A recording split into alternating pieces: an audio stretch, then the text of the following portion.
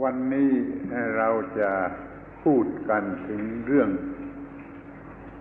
อานิสงส์หรือ advantageของชีวิตใหม่เพื่อจะได้เข้าใจเรื่องชีวิตใหม่กันถึงที่สุด Today we're going to speak about the anisong or advantage of new life. In order to understand new life fully. ในชั้นแรกนี่ก็จะต้องวินิจฉัยกันถึงคำว่าใหม่หรือเก่ากันอีกสักครั้งหนึ่ง เอาเรื่องของอาดัมกับอีฟมาเป็นหลักในการที่จะวินิจฉัย เมื่อก่อนแต่อาดัมกับอีฟจะได้กินผลไม้นี่ เขาก็ไม่มีความตายไม่มีความทุกข์นั่นก็ควรจะเรียกว่าชีวิตเก่าของเขาชีวิตเก่าของเขา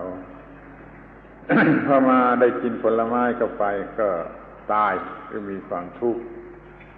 อันนี้มันชีวิตใหม่แหละว่าโดยที่แท้แล้วมันชีวิตใหม่ทีนี้เขาก็จะต้องพยายามที่จะทำให้ไม่มีผลของการกินผลไม้นั้นคือมายึดถือในดีในชั่วเขาก็กลับไปสู่ชีวิตเก่าเดิมอีกทีหนึ่งนั่นขอให้ฟังดูให้ดีว่าไอ้ชีวิตใหม่ชีวิตเก่านี่มันกำปวมถ้าสำหรับเราการที่เป็นทุกข์มีความทุกข์อยู่เป็นชีวิตเก่าและถ้าชีวิตใหม่ก็คือไม่เป็นทุกข์เลยแต่ที่แท้แล้วมันเป็นการกลับไปสู่ชีวิตเก่าก่อนแต่ที่จะรู้จักดีรู้จักชั่วน่าจะต่างกันบ้าง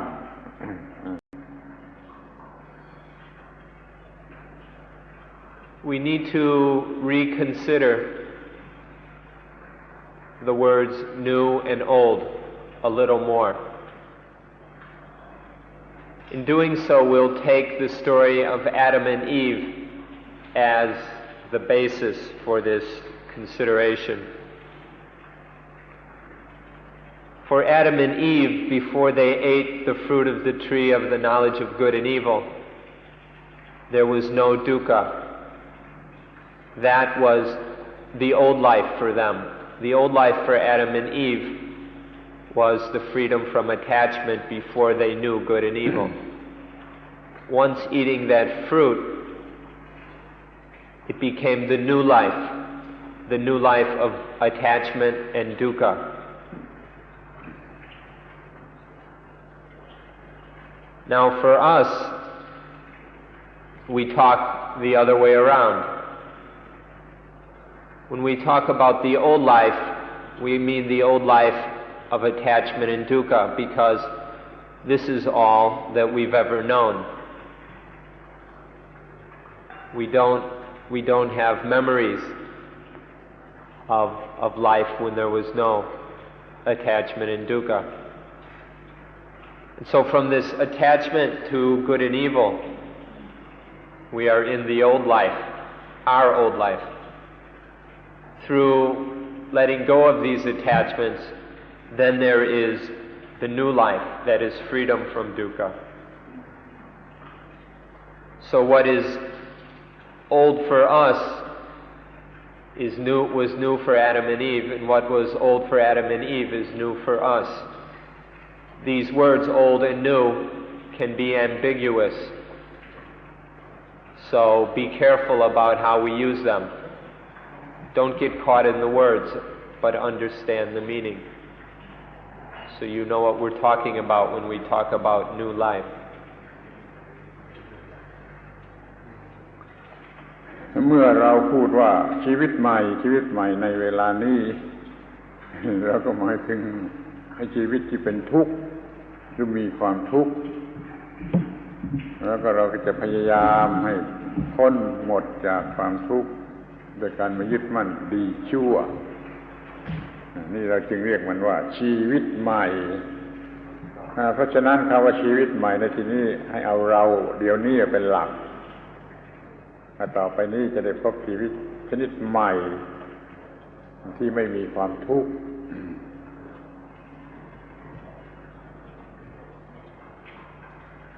When we take Adam and Eve as the standard, new life means the life of dukkha, and old life means the life before attachment began, the old life that was free of dukkha. But when we take ourselves as the standard, then new life is the life that is free of dukkha, free of attachment, and old life is the life of getting caught up in good and evil, of attaching to good and evil. Oh, yes, and experiencing dukkha because of that. So it depends on whether we take Adam and Eve or ourselves as the standard. เมื่อเราเอาเรื่องของอาดัมกับอีฟเป็นหลัก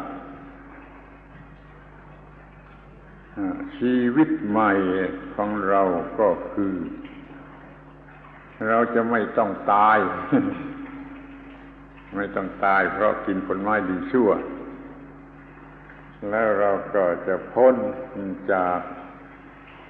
ออริจินัลซินคือบาปที่เกิดมาจากการยึดถือเรื่องดีชั่วในการที่เราไม่ต้องตายแล้วเราก็พ้นจากไอ้บาปเดิมดั้งเดิมนี่เราเรียกว่า advantage ของชีวิตใหม่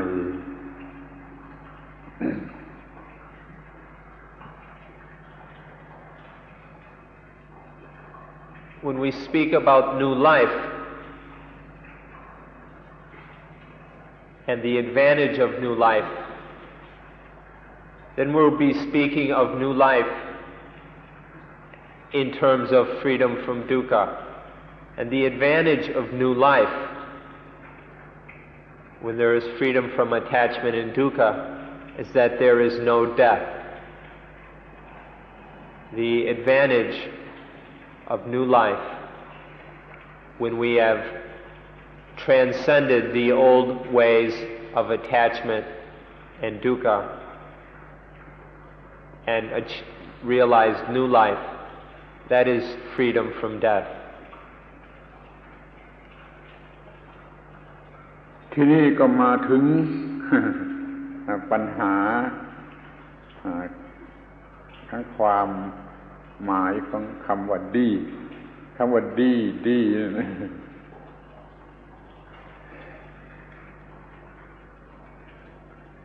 ดี๋ยวนี้พวกเราเวลานี้ต้องการจะดีต้องการจะดีที่สุดต้องการจะดีต้องการจะดีกว่าต้องการจะดีที่สุด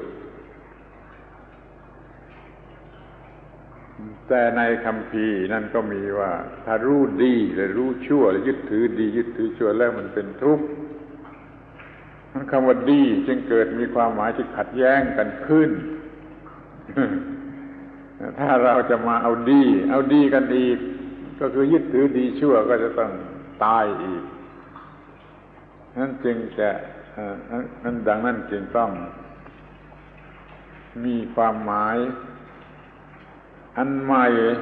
สำหรับคำว่าดี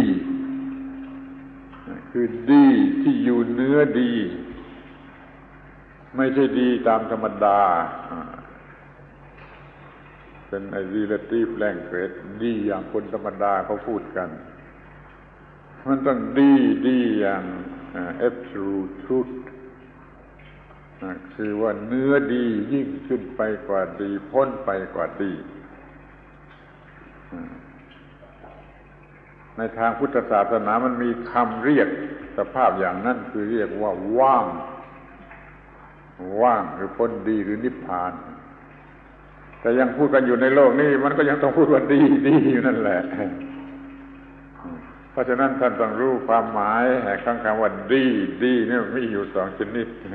คือดีที่ทำให้ตาย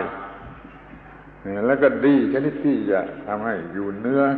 ความตายนั้นเราจะใช้คำดีคำว่าดีให้มันลำบากกำกวมและพูดกันลำบากอยู่ต่อไปหรือเราจะใช้คำอื่นซึ่งเรียกว่าเนื้อดีหรือว่างกันดีกว่าน่าจะพูดว่าดีที่สุดมันก็ยิ่งยึดถือมากขึ้นนั่นคำว่าดีที่สุดมันก็ใช้ไม่ได้มันต้องใช้คำว่าเนื้อดีหรือดีอีกแบบหนึ่งดีอีกภาษาหนึ่ง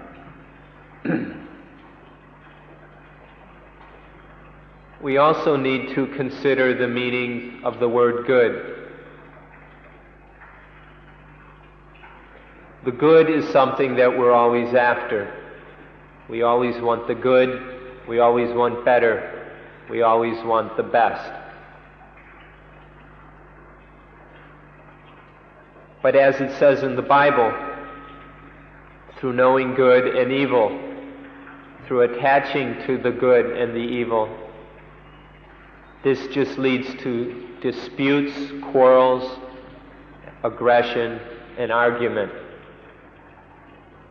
Because the more there is attachment to the good,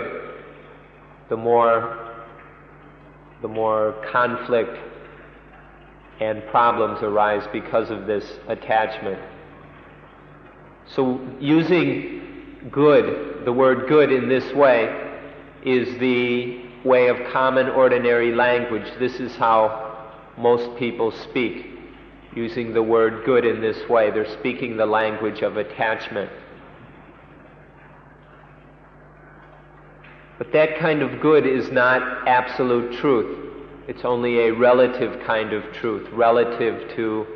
the attachments and limitations of ordinary people. If we become interested in absolute truth, then we have to think of another kind of good. But here we're falling into the problems of the ambiguity of this word good. So we can talk about another kind of good, a kind of good that is above good, the good that is beyond good. Or, to make it easier, to avoid this ambiguity, we can use a different word. And in Buddhism, we use the word void or empty. So if we're still interested in the good, then we're still thinking in relative terms. We need to distinguish between two kinds of good. There's the kind of good that leads to death,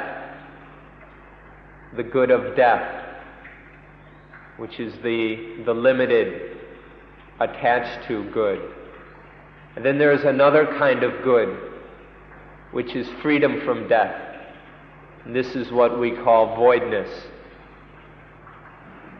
So we need to see these two different meanings of the word good. If you want to use good and beyond good, or use goodness and voidness, the thing is to understand the meanings. Because the more we attach to the good, the more obsessed we get with it, and the more locked up we are into those limited ways of perceiving things.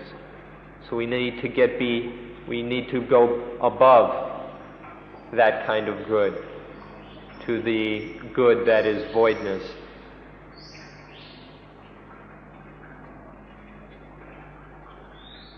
นี่เราจะต้อง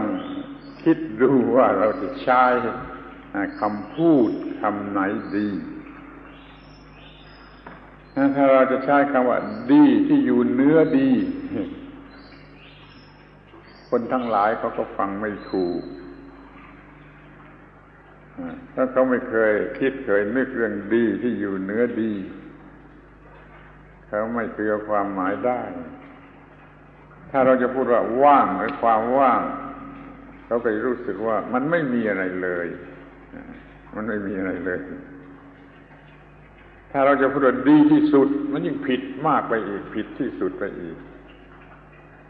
นั้นเราจะพูดกันเดี๋ยวนี้เราจะพูดกันโดยคำไหนถ้าเราเข้าใจเรื่องนี้ดีแล้วเราก็พูดกันโดยคำว่าว่างคำว่าว่าง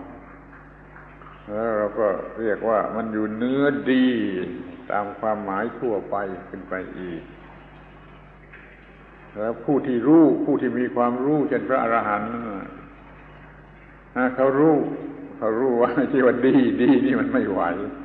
มันมีปัญหามันต้องการจะอยู่เนื้อดีเขาก็ฟังถูกเมื่อพูดว่าว่างเขาก็ฟังถูกเดี๋ยวนี้พวกเรากำลังศึกษาพูดจากันอยู่อย่างนี้จะใช้คำไหนดีแต่มาคิดว่ามันจำเป็นที่จะต้องใช้คำว่าว่างว่างแล้วก็วงเล็บว่าเนื้อดีเข้าใจกันอย่างนี้ก็แล้วกัน So we've got this dilemma of what words to use and to describe these things. What's the best word to use? If we say beyond good or above good, most people won't understand what we mean by that. They'll listen and be confused because they've never thought of something that is above good. They're so caught up in the good that they've never thought of anything above that. And so they don't understand the meaning. But if we use the word void or empty, these same people will think that we're saying that there is nothing, that there is a vacuum. And so we have to be very careful about the words we use. We have to really consider the best words to use. Because when ordinary people are listening, they easily misunderstand the meaning. But for those who really begin to understand this matter, then they'll see that the word void or empty is the correct word to use. The Arahant, the noble ones or the perfected enlightened beings, have seen that the good is it's too much to bear. It causes too many problems. The better, the worse it is, and the best is the worst of all. And so they've seen that the good and the best and the better, that's not it.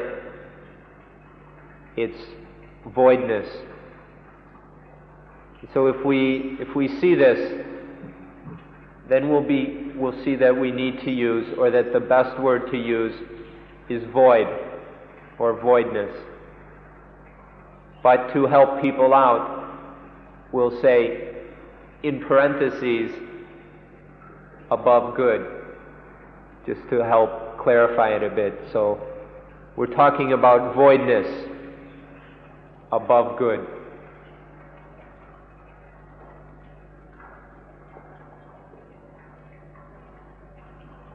ท่านทั้งหลายก็รู้อยู่แล้วว่าคำว่าดีเนี่ย มันมีความหมายเป็น positive นี่ความหลุดพ้นความไม่มีทุกข์เลยนั่นมันต้องอยู่เหนือความหมายของไอ้ positivism กับ negativism เราจึงไม่อาจจะใช้คำว่าดี ถ้าดีมันก็เป็น positive ก็เป็นที่ตั้งแห่ง attachment เขาก็เป็นทุกข์ดังนั้นไอ้ดีที่สุดนั่นแหละคือเลวที่สุด ไอ้ดีที่สุดมันจะให้ความทุกข์มากกว่าดีตามธรรมดานี่จึงขอแนะว่าเราใช้คำว่าว่างกันแหละดีมิฉะนั้นต้องใช้คำดีคำพิเศษมีความหมายพิเศษซึ่งมนุษย์เขาไม่พูดกัน จำเป็นหลักง่ายๆว่าเนื้อชั่วก็คือดีเนื้อดีก็คือว่างนั่นเองคือไม่ attach ทั้งชั่วทั้งดีมันก็คือว่างไม่เป็น positive ไม่เป็น negative ไม่เป็น optimist ไม่เป็น pessimist ไม่เป็นคู่อะไรหมดตกลงกันอย่างนี้ก่อน You all know that the word good is considered positive. Good is a good word. It has positive meaning for us. But liberation, transcendence, is above positive. It's above the positive. So we can't use the word good when we're talking about liberation. The more we use the word good, the more wicked we get, the more messed up the situation becomes. So we have to use the word void.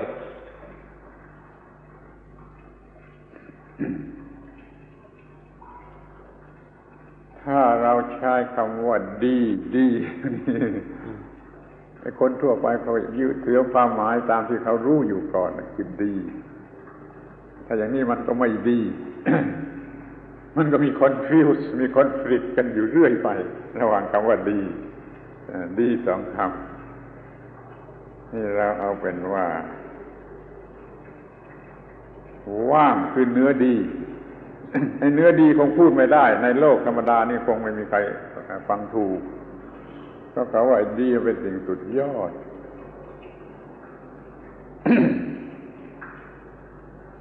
ทีนี้ก็อยากจะให้แน่สังเกตอีกคำหนึ่งว่าเอาดีตามธรรมชาติดีตามธรรมชาติ ถ้าไปตามธรรมชาติไม่มีดีไม่มีชั่ว ตามธรรมชาติแท้ๆนะไม่มีดีไม่มีชั่วมีแต่อิทัปปัจจยตาไม่มีดีไม่มีชั่วนี่ต่อมาคนเรามันโง่มันเอาส่วนที่ถูกใจว่าดีเอาที่ไม่ถูกใจว่าชั่วมันก็มีดีตามแบบของคนโง่ดีตามแบบของคนชาวโลกมันก็เลยเป็นดีที่จะทำให้เกิดความทุกข์ ทีนี้เราย้อนกลับไปหาดีตามธรรมชาติคือดีตามธรรมชาติซึ่งมันไม่ชั่วไม่ดีตามธรรมชาติมันไม่ชั่วไม่ดีอย่างนี้ก็ได้แต่ก็ยังสับสนในการพูดอยู่นั่นเอง So we use the word void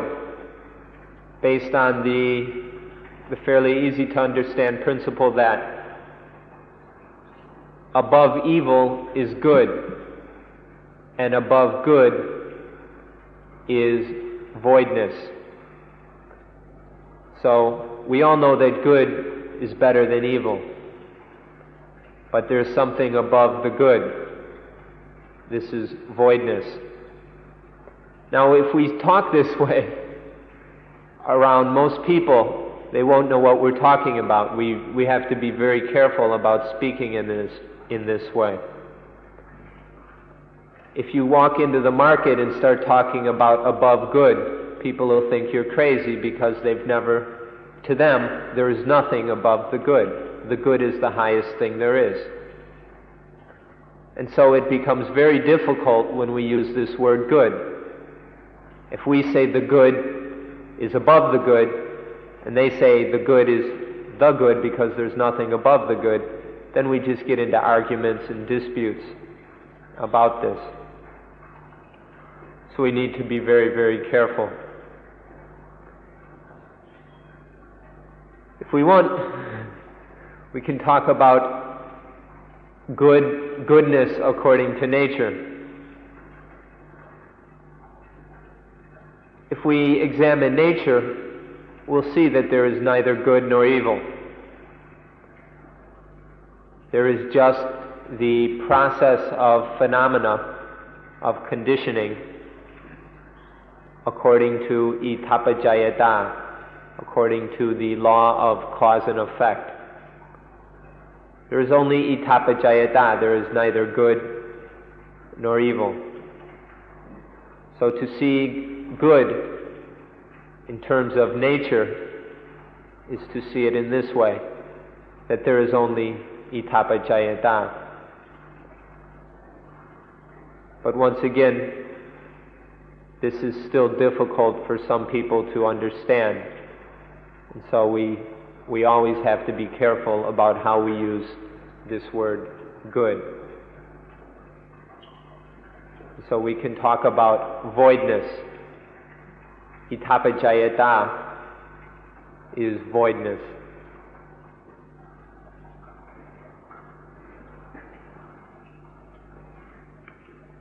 ทีนี้ก็จะมาดูถึงสิ่งที่เรียกว่าชีวิตเราจะมีชีวิตชั่วชีวิตชั่วมันก็ไม่ไหวเป็นที่รู้กันอยู่แล้วถ้าเราจะมีชีวิตดีตามแบบที่ยึดมั่นถือมั่นว่าดีมันก็ไม่ไหวคือตายอยู่ตลอดเวลาดังนั้นเราจะต้องมีชีวิตว่างนี่จะเป็นปัญหานะมันจะเป็นปัญหาที่คนทั่วไปเพื่อนของเราก็ฟังไม่ถูกว่าเรามีชีวิตว่างอย่างไรเราจะต้องบอกเขาว่ามันอยู่เนื้อชั่วเนื้อดีเนื้อชั่วนี่เข้าใจว่ามันจะแน่นอนลงไปว่าชีวิตว่างเนื้อดีเนื้อชั่วถ้ายังใช้คำว่าดีแล้วมันก็คอนฟิวส์คอนฟลิกต์ขึ้นอยู่กับไอ้คำที่เพื่อนของเราพูดกันอยู่ก็รู้เรื่องกันไม่ได้คือต้องพูดกันนานทำความเข้าใจกันไม่ได้ก็ทะเลาะกันแล้วก็เถียงกันแล้วก็ไม่พูดกันแล้วก็โกรธกันมันจึงใช้ไม่ได้แล้วเป็นยุติว่าเราจะใช้คำว่าว่างคือดีตามธรรมชาติคือว่าง So now let's consider life. We all know that a wicked life is terrible. It's unendurable. But we also now understand that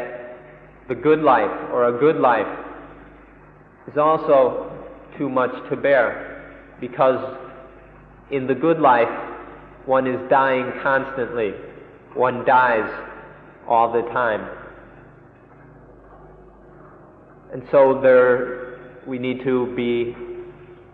above evil and above good, beyond evil. That is void. So if we talk about a life that is void, most of our friends won't know what we're talking about. And so we have to be careful just as much with this. It will take a while, maybe a long time of patience, of trying to create understanding between us until our friends will begin to understand what we mean by a life that is void. If we're not careful, when we use these words, there'll be arguments, disputes, confusion, and we'll get mad at each other and then never speak to each other again. That's not the right way. So we need to use these words carefully and patiently work to bring understanding between us. So we talk about the life that is void, which is the good life in terms of nature. Good in terms of nature is voidness, is itapajayata. So we need to see life in this way, that wicked life is too much for us to handle, and that the good life is also constant death, but that the empty life, the void life, is what is beyond good, beyond evil, and beyond death.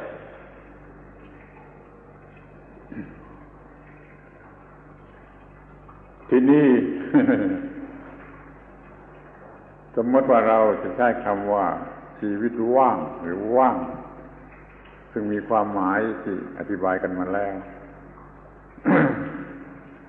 แต่ก็รู้สึกว่าท่านทั้งหลายแม้ที่นั่งอยู่ที่นี่ท่านทั้งหลายแม้ที่นั่งอาจจะไม่ชอบก็ได้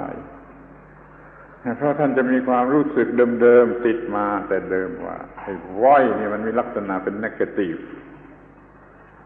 ถ้าเข้าใจว่าว้อยเป็นเนกาทีฟแล้วก็ผิดไอ้ว้อยนี่มันต้องไม่โพสิทีฟเลยต้องเป็นเนกาทีฟโดยเฉพาะคำว่าว้อยในพุทธศาสนานั่นมันก็คือเนื้อดีเนื้อชั่วเนื้อบุญเนื้อบาปเนื้อสุขเนื้อทุกข์เนื้อของเป็นผู้ทุกผู้เพราะมันเนื้อเป็นผู้แล้วมันไม่มีลักษณะเป็น positive หรือ negative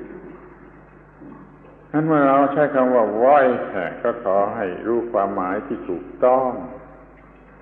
ไม่มีลักษณะเป็น negative ที่น่ากลัวหรือน่าหวาดเสียวหรือว่ารู้สึกว่าไม่มีอะไรสูญเสียไปหมด อย่ารู้สึกอย่างนั้นจึงจะได้คำว่า void ที่ถูกต้อง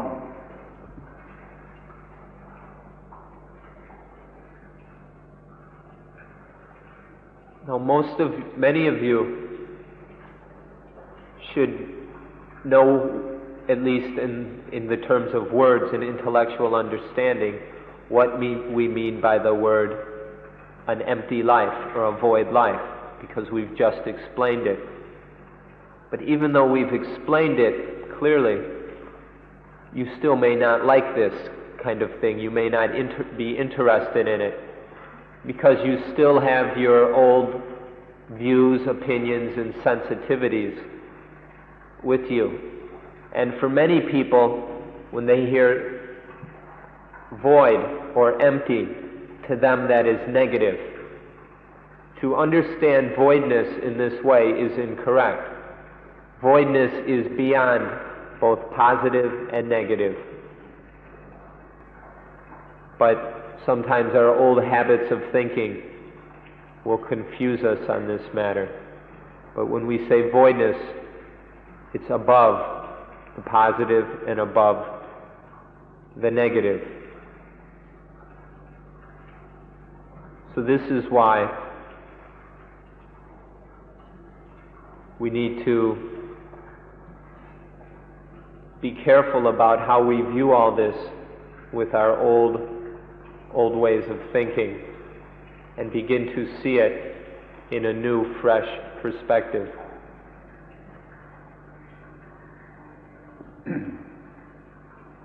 และให้เข้าใจให้เสียชัดเจนว่าคำว่าว้อยเนี่ยไม่มาอยู่ในคู่ opposite แท้ opposite เนี่ยไม่มีคำว่าว้อยเพราะว่าว้อยนี่มันไม่มีคู่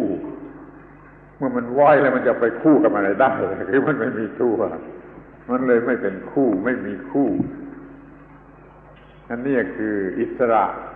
คือหลุดออกไปหรือเป็นอิสระหรือว่าพ้นเราก็จะได้รับประโยชน์รับอานิสงส์คืออิสระคือพ้นจากดีชั่วและแพ้เอาoppositeทุกคู่ทุกคู่นี่ประโยชน์ของชีวิตใหม่โดยหลักพื้นฐานทั่วไปโดยหลักพื้นฐานทั่วไปว่า advantage ของไอ้ชีวิตใหม่นี่มันก็คือไว้แล้วก็อิสระหลุดออกไปจากความผูกพันใดๆไม่มีอะไรผูกพันควรจะถือว่าเป็นในอานิสงส์อย่างสูงสุดหลุดพ้นจากความผูกพัน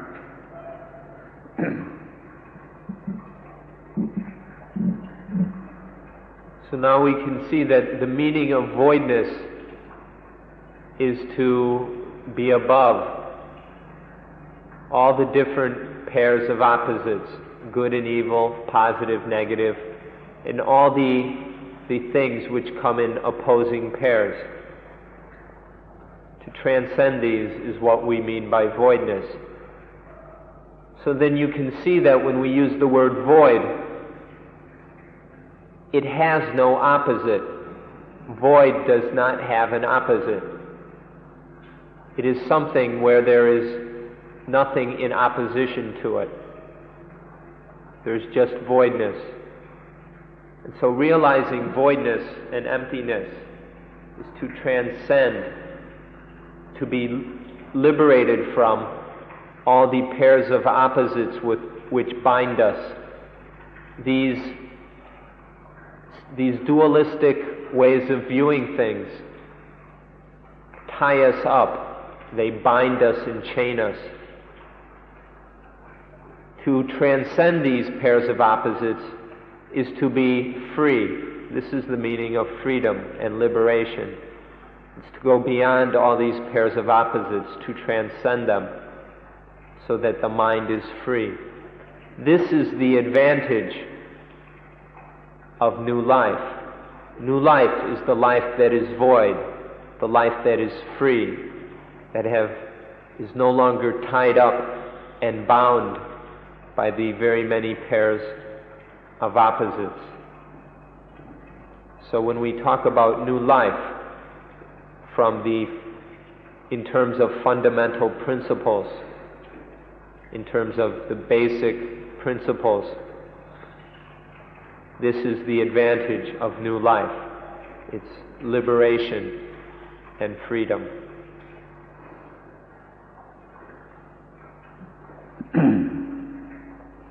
ขอให้ท่านนึกถึงความหมายของสิ่งที่เป็นคู่มีอิทธิพลเหนือจิตใจอย่างไรคนทั้งโลกตกอยู่ภายใต้อิทธิพลของสิ่งที่มีความหมายเป็นคู่อย่างที่กล่าวแล้วว่าดีว่าชั่วว่าบุญว่าบาปว่าสุขว่าทุกข์ว่าได้ว่าเสียว่าแพ้ว่าชนะว่าเอาเปรียบว่าเสียเปรียบทุกคู่แล้วจะมีความสุขอีกสักกี่มากน้อยมีความสุขนี่ก็ต้องเป็นความสุขที่แท้จริงความสุขที่แท้จริงก็เอาอีกกันแหละมันก็เช่นเดียวกับคำว่าความดีมันมีปัญหาแต่ความสุขที่แท้จริงมันก็เหนือความสุขขึ้นไปอีกมันก็ไปอยู่ที่คำว่าว่างอีกนั่นเองเหนือความสุขขึ้นไปก็คือว่างเหนือทุกข์ก็คือสุขเหนือสุขก็คือว่างเหนือชั่วก็คือดีเหนือดีก็คือว่างถ้ามันออกไปถึงที่สุดของความหลุดพ้นจริงๆมันก็คือว่างเราก็จะได้สิ่งที่เรียกว่าความสุขชนิดที่แท้จริงสุขซึ่งไม่ positive และไม่ negative อีกเนี่ยคนทั้งหลายจะไม่เข้าใจเพราะคนทั้งหลายเขาจัดความสุขเป็น positive กันจะหมดแล้วนี่เรามีความสุขที่แท้จริงที่เหนือความสุขที่เหนือความสุขซึ่งเรียกว่าว่างนี่ก็เป็น advantage ของชีวิตใหม่ได้ความสุขที่แท้จริงที่เหนือความสุขที่เป็นความว่าง So if we look and see the influence which the pairs of opposites have over us, we'll begin to see all the dukkha in being caught up and bound by all these pairs of opposites. To be free of that is the voidness. To be free of all the pairs of opposites, of good and evil, winning and losing, positive and negative, pessimism and optimism, getting, losing, male, female, hot, cold, debt, loss, advantage, disadvantage. To go beyond all these is the voidness. Even with something like happiness, it's the same story. Happiness, for most people, is considered to be something positive. Happiness is good. That's how most people think. But if we say that genuine happiness is beyond happiness, then they have the same problem as they have with the word good. Happiness is above unhappiness, but voidness is above happiness. So if we say that genuine happiness is voidness, people are confused, just the same as when we say above evil is good. Above good is void, that genuine good is void. People just aren't willing or aren't able to see what this means. But to get beyond true happiness, the true good, is void. When we say that happiness isn't really happiness, but it's dukkha, people are confused by this because generally they see happiness as positive and dukkha as negative. And so if we say that happiness is dukkha, people will say that that's pessimistic. But they're missing the point. The point is that true happiness is that the regular, common kind of happiness that they're thinking about is always caught up in dukkha. These two, you can't have one without the other. They're inseparable. So to really be free of dukkha, we need to go beyond happiness as well. And that's the voidness. The voidness is neither pessimistic or optimistic, neither positive or negative. It's void. It's free of all these opposites.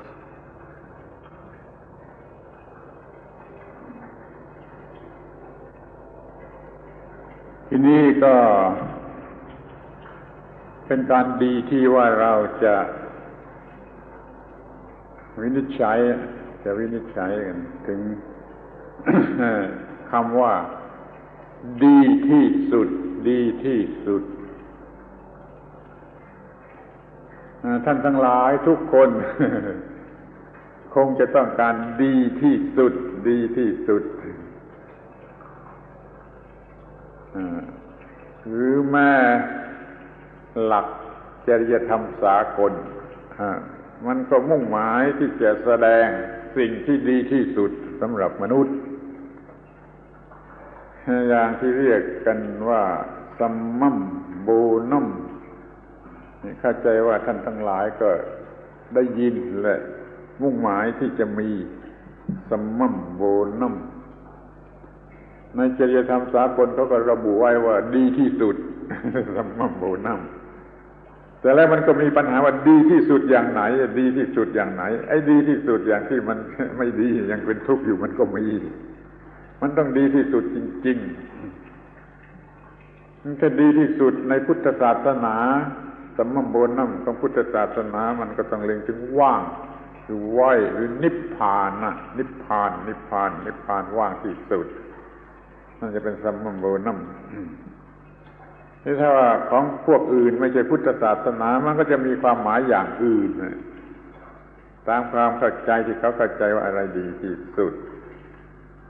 ดังนั้นเรามาพิจารณากันถึงคำว่าดีที่สุดนั้นกันให้ชัดเจนอีกสักครั้งหนึ่ง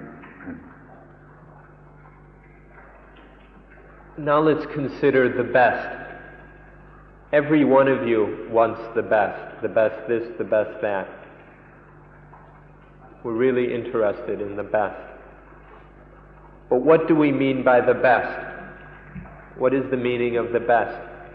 In universal ethics, in all the various schools of ethics, it's always talking about how to bring the best thing to man. So in ethics, they're talking about the summum bonum, the utmost or the highest good. So people all over the place are talking about the best, about the highest good. But what do they mean by these things?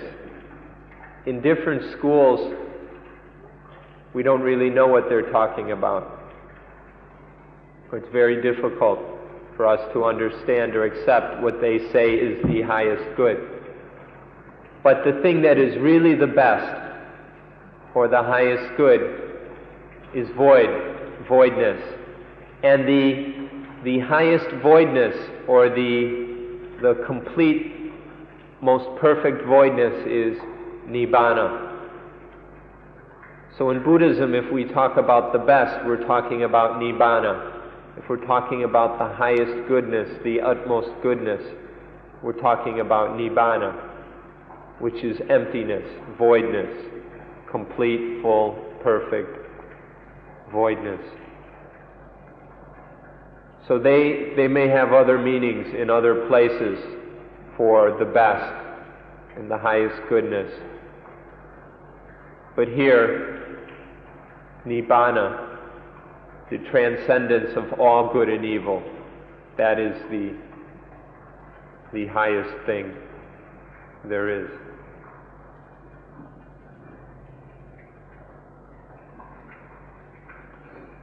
สำหรับคำว่าดีที่สุด ในภาษาไทยก็มีปัญหาอย่างเดียวกันเลยเพราะมันมีคำพูดที่พูดได้ว่ายิ่งดีมันก็คือยิ่งบ้ายิ่งดีที่สุดก็ยิ่งบ้าที่สุดเราสงสัยไอ้คำว่าคำภาษาละตินที่ว่าซิมมัมโบนัมเนี่ยซัมมัมโบนัมเนี่ยมันจะแปลว่า best หรือมันจะแปลว่า utmost แล้วภาษาอังกฤษที่ว่า best กับ utmost มันเท่ากันหรือเปล่าชักจะสงสัยว่า utmost มันคงจะสูงกว่าดีกว่าเหนือกว่า best ก็ได้อาตมาไม่รู้ภาษาอังกฤษเพราะไม่ใช่คนอังกฤษแต่รู้ว่าเขาใช้กันอยู่อย่างนั้นก็ชักจะสงสัยถ้าคำว่า utmost มันดีกว่าคำว่า best แล้วมันก็จะพอใช้กันได้ไม่จะพูดเป็นภาษาธรรมดาว่าอะไรดีที่สุดของมนุษย์มันจะต้องพ้นปัญหาทั้งหมดพ้นความทุกข์ทั้งหมดไม่มีอะไรเป็นสิ่งเลวร้ายอยู่ขอให้บัญญัติความหมายของคำว่าดีที่สุดนี่ให้ถูกต้องว่ามันควรจะเป็นความหมายของคำว่ายิ่งกว่าดีเหนือขึ้นไปกว่าดีเหนือขึ้นไปกว่าดีใช่ไหมจึงจะเป็นอัตโมทูตเนขอทำความเข้าใจในข้อนี้กันก่อน So with this word, the best, in Thai there's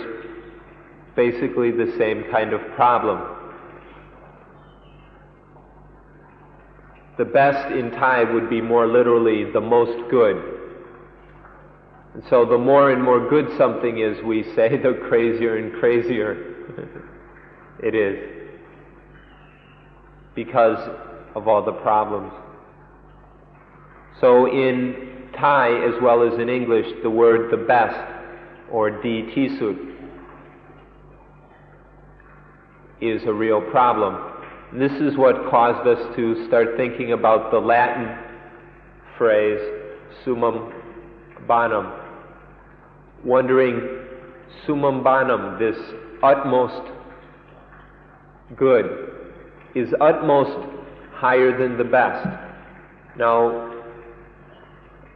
we're not that good at English, so we're not really sure if utmost is something that's higher, that's above the best. But we think that it's possible that it is, so we're using this word summum bonum with the understanding that the utmost good is beyond the best, because utmost is beyond the best. And so the utmost good, the summum bonum, we can use this in hopes that it will be more easily understood by people. And then we can say that the utmost good is beyond the best.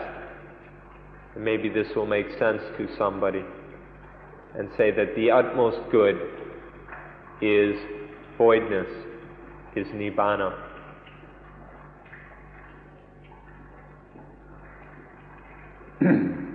ที่นี่เราก็จะพิจารณาไปตามแนวของจริยธรรมสากล อัตโมกุตเนสหรือสัมมัมโบนัมของจริยธรรมสากลนี่มันก็มีเรียงไว้4 อย่างนะ คือ happiness ที่หนึ่งที่สอง human perfectness และที่สาม duty for duty's sake แล้วก็ที่สี่ universal love ถ้าเราได้ทั้งสี่อย่างนี้เรียกว่าเรามีหรือได้สัมมัมโบนัม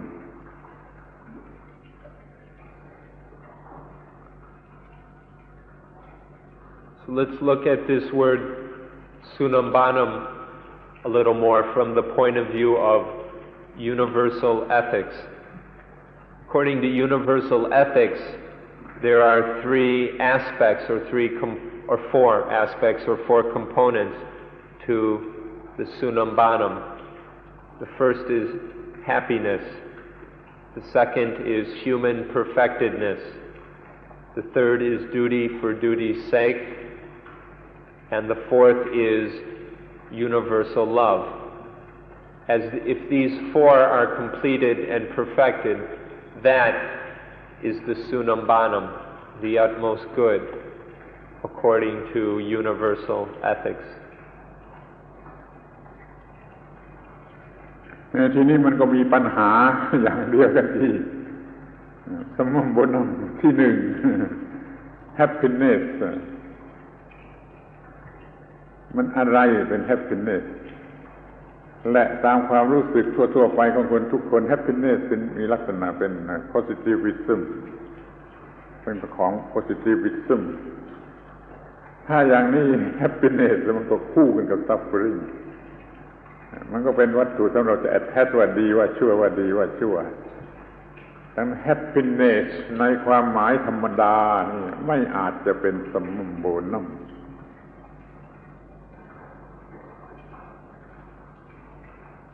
And so we've got the same problem once again, even with this explanation of sunambanam, because the first component is happiness, which we've already discussed. Most people, or just about everyone, will see that happiness is something as positive and good. And so this is just another opportunity to attach to good and to evil, which to us is in no way the highest good, the utmost good. So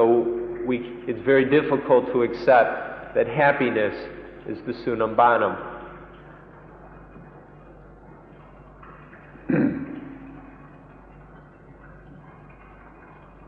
เราจะต้องมี happiness ที่แท้จริงมันก็จะต้องอยู่เหนือ happiness อีกแล้ว happiness ที่เหนือ happiness ตามธรรมดาสามัญทั่วไปก็คือเป็นความพอใจในลักษณะที่เป็น positive ถ้าอย่างนี้ไม่ใช่สูงสุดไม่ใช่ happiness ที่สูงสุด happiness ที่แท้จริงมันต้องมีต่อเมื่อจิตนี่มันขึ้นอยู่เหนือความสุขชนิดที่เป็น positive นั่นแหละจึงจะเป็นความสุขที่แท้จริงก็คือไอ้ความว่างก็คือนิพพานนั่น happiness ที่แท้จริงตามหลักพุทธศาสนาก็คือนิพพานจะเป็น happiness ในความหมายทั่วๆไปซึ่งมีลักษณะเป็น positive นี้ไม่ได้ก็ให้รู้จักไว้ว่าแม้แต่คำว่า happiness มันก็มีปัญหาอย่างนี้ถ้าจะเป็นสัมมัมโบนัมแท้จริงได้มันก็ต้องเนื้อปัญหาทั้งปวง ดังนั้นมันก็ไปสู่สิ่งที่เรียกว่าว่างอีกนั่นเองเมื่อว่างจากความผูกพันใดๆความรบกวนของสิ่งใดๆมันจึงจะเป็น happiness นั้นคอยรู้จัก happiness ชนิดนี้ไว้ด้วย จึงจะมีสัมมัมโบนัมเกี่ยวกับ happiness. So to try and avoid confusion, we have to talk about genuine happiness. Genuine, actual happiness is above happiness. If we're going to talk about the genuine summum bonum, we need to talk about genuine happiness. For most people, happiness is some kind of satisfaction in the characteristic of good. It's being satisfied or pleased with things that are characterized as good. This is happiness in the ordinary understanding. Genuine happiness is beyond this. It's completely free of this. Genuine happiness is the void, is nibbana. So to talk about the summum bonum correctly, we need to understand genuine happiness. If we only see happiness in the ordinary terms, it will just cause all sorts of problems because it's another source of attachment which leads to dukkha. So to understand summum bonum, think in terms of genuine happiness, being free of ordinary happiness, being free of the happiness which is bound up with dukkha, being free of all that, voidness, nibbana. This is the summum bonum, the true summum bonum. มีหลักในพุทธศาสนาว่านิพพานะ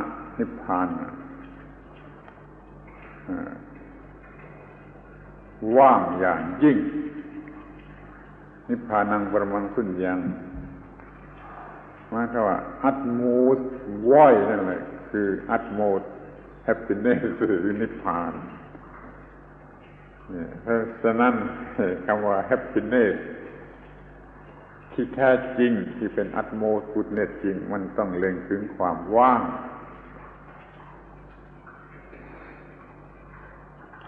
In Buddhism, we have the very fundamental principle or tenet that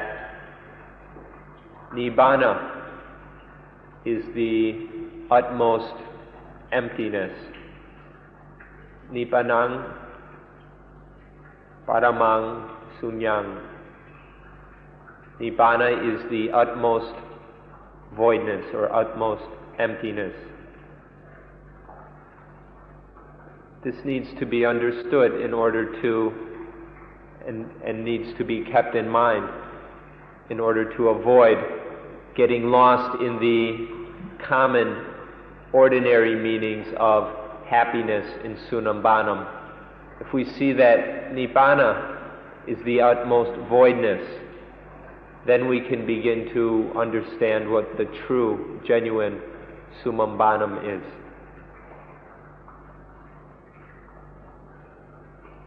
มาถึงตรงนี้เกิดนึกขึ้นมาได้ว่าเราควรจะทำความเข้าใจระหว่างคำสองคำนี้ซึ่งมันปนเปกันได้นะคือคำว่า voidness กับคำว่า emptiness ถ้าคำว่า emptiness หมายถึงไม่มีอะไรเลยแล้วก็มันเป็นคนละอย่างจากคำว่า voidness ที่ถูกต้องตามหลักพุทธศาสนาหมายความมันมีทุกอย่างมันมีอะไรมีได้ทุกอย่างแต่มันว่อยจากความหมายแห่งตัวตนไม่มีลักษณะที่เป็นตัวตนหรือความหมายแห่งตัวตนจึงเรียกว่าว่อยหรือว่างถ้าคำว่า emptiness หมายความอย่างนี้ก็ใช้ได้แต่ถ้าคำว่า emptiness หมายความไม่มีอะไรเลยไม่มีอะไรเลยเอามาใช้แทนคำว่า void ไม่ได้ มันจะต้องบัญญัติคำ emptiness ขึ้นมาอีกคำหนึ่งซึ่งมีความหมายเหมือนกับ void ว่ามันมีทุกอย่างแต่มันไม่มีตัวตนไม่มีเซลล์ไม่มี selfishness ไม่มี concept of self อะไรเลยถ้าคำว่า voidใช้กับได้กับคำว่ามีทุกอย่างอะไรมีทุกอย่างมี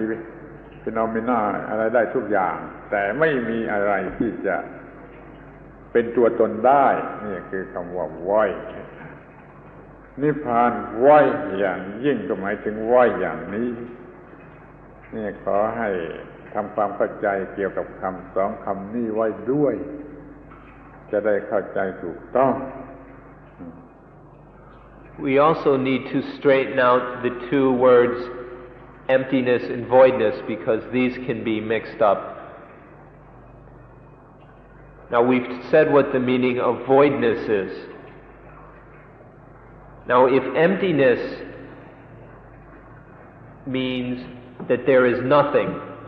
that there is a vacuum, complete nothingness, if this is the meaning of emptiness,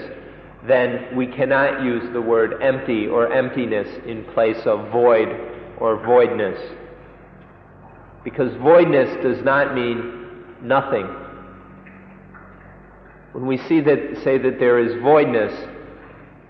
everything can exist in the voidness, in the void. Nothing is absent. Everything can exist in the void. So if emptiness means that nothing exists, that there is nothing absolutely whatsoever, then we cannot use this word emptiness in place of the voidness. But if we understand emptiness to mean that everything can exist in this emptiness, that everything does exist in this emptiness, then we can use it in place of voidness. Because voidness simply means that everything exists, but in all of these existing things, there is nothing that we can take as a self. That voidness is that there is nothing in all this that can be taken as a self. But all this is. So understand the meanings of voidness and see if does emptiness have this same meaning as voidness. Nibbana is the utmost, is the complete, the fullest voidness. So in Nibbana there is everything, but in Nibbana there is no self. There's nothing about Nibbana that we can take or attach to as a self. So please get these two words straight and understand them properly. ตัวอย่างเห็นได้ง่ายๆเช่นเราพูดว่าทุกอย่างว่อยทุกอย่างว่อยเลยมันก็แสดงอยู่แล้วว่าทุกอย่างนั้นมันมีอยู่ทุกอย่างมันมีอยู่แต่ทุกอย่างมันว่อยเลยมันว่างปราศจากตัวตนของมันแต่ละอย่างเช่นว่าดินมีอยู่แต่ว่าว่างจากตัวตนแห่งดินน้ำมีอยู่ว่างจากตัวตนแห่งน้ำลมมีอยู่ว่างจากตัวตนแห่งลมไฟมีอยู่ว่างจากตัวตนแห่งไฟแม้กระทั่งว่านิพพานะก็มีอยู่แต่ว่างจากตัวตนแห่งนิพพานะนี่คือความหมายของคำว่าว่อยถ้าเราพูดทุกอย่าง empty นี่ไม่รู้ว่ามันไม่มีทั้งหมดหรือว่าทุกอย่างมันก็ไม่มีด้วยถ้าอย่างนี้มันก็ไม่ตรงกับคำว่า void ทุกอย่างมันมีแต่มัน void นั่นขอให้ท่านทั้งหลายที่เป็นเจ้าของภาษานี่ทำความเข้าใจเอาเองว่าไอ้ voidness กับ emptiness มันอย่างไรกันอยู่มันจะให้ความหมายที่ถูกต้องได้อย่างไรเพื่อความปลอดภัยขอแนะให้ใช้คำว่า voidness คือว่าง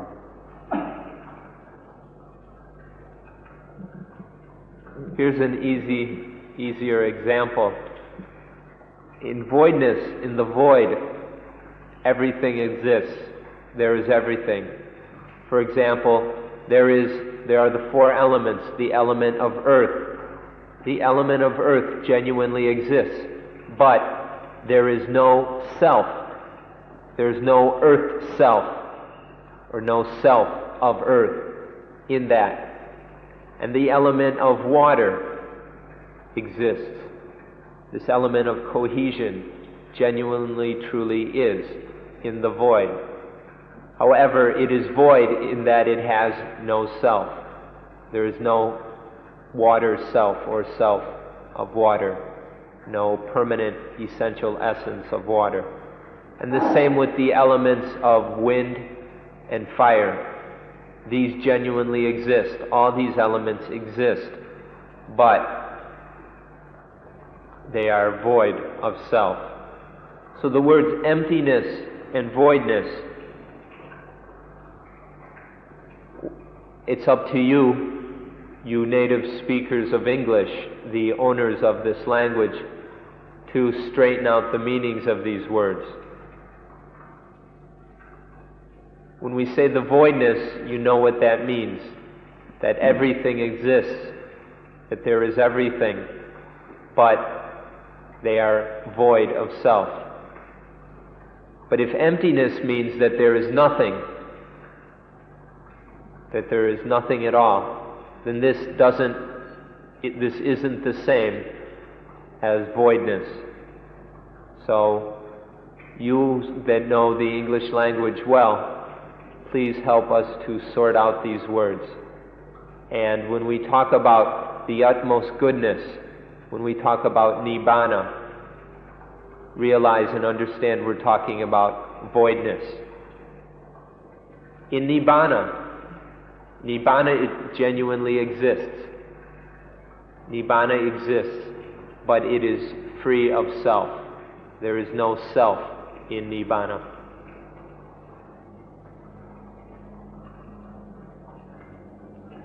ทีนี้ก็กลับมาหาคำว่า happiness หรือความสุข เมื่อจิตมีสติปัญญาเห็น voidness ของสิ่งทั้งปวง จิตนี่ก็ไม่ attach สิ่งใดๆว่าดีหรือชั่วเพราะมันไม่มีตัวตนนั้นแท้จริงที่จะให้classifyว่าดีหรือว่าชั่ว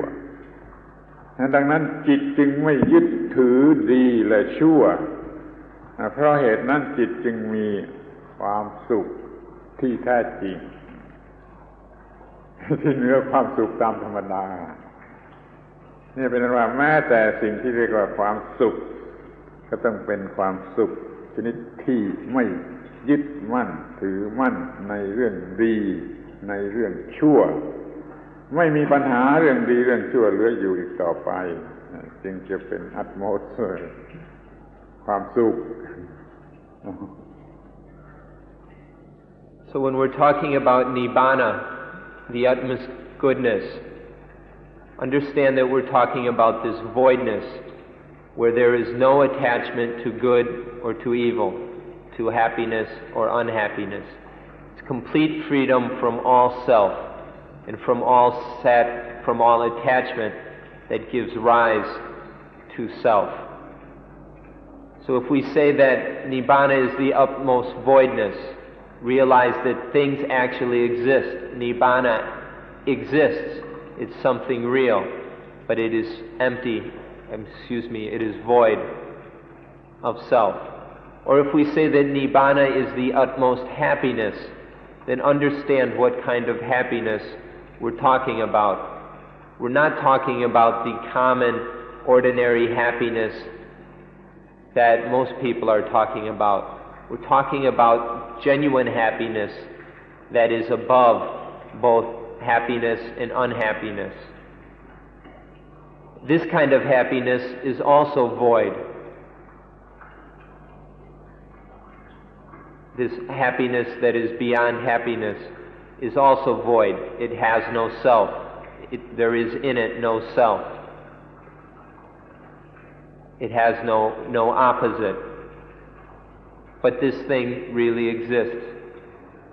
So we talk about Nibbana. We talk about the utmost good. And these are all the void, where there is no attachment to good or to evil, to positive or negative, or anything. And so the self does not arise. ขอให้จำคำพูดที่ประหลาดไว้เป็นหลักก็ได้ว่าความสุขที่แท้จริงนั้นมีต่อเมื่อไม่ attach ความสุขว่าเป็นความสุขสุขที่แท้จริงก็ต่อเมื่อไม่ attach ความสุขว่าเป็นความสุขถ้า attach เป็นความสุขมันก็เป็น positive ซึ่งเป็นคู่กับ negative ก็มีปัญหาเรื่อยไปมันเมื่อไม่ attach ความสุขว่าเป็นความสุขนั่นแหละคือความสุขที่แท้จริงควรจะถือเป็นสัมมัมโบนัม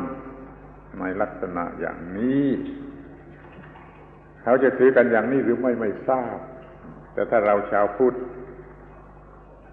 อธิบายเรื่องนี้เข้าใจเรื่องนี้ก็จะเข้าใจอย่างนี้ว่ามันเป็นความสุขที่แท้จริงต่อเมื่อไม่ attach ดีไม่ attach ชั่วไม่ attach ความสุขว่าความสุขไม่ attach ความทุกข์ว่าความทุกข์เห็นว่ามันว่างด้วยกันทั้งความสุขและความทุกข์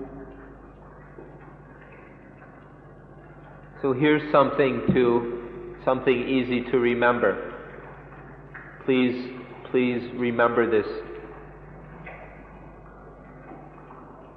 The supreme happiness is when we don't attach to happiness as happiness. The supreme happiness is when there is no attachment to happiness as happiness. This is the meaning of, this is the Sunambanam. You can take this meaning of genuine happiness as the Sunambanam. When we attach to happiness as happiness, then that is not voidness, that is not freedom. When we attach to dukkha as dukkha, that is also not freedom, and there is no happiness in that. But to neither attach to happiness as happiness or dukkha as dukkha, that is the supreme happiness. That is the utmost good. So we can take this as our meaning of the utmost good, the Sunambanam. When there is no attachment to happiness as happiness, that is the supreme, the utmost happiness. Please remember this. พอมาถึงตอนนี้ก็อยากจะให้อธิบายคำว่า supreme กับคำว่า real ให้ชัดแจ้งอีกทีถ้า supreme มันถึงหมายดีที่สุดยิ่งที่สุดมันก็จะไม่ใช่ happiness ก็ได้ ไม่ขออธิบายคำว่า real กับคำว่า supreme ให้ชัดเจนว่ายึดถือไม่ได้ attach ไม่ได้ทั้ง supreme ทั้ง real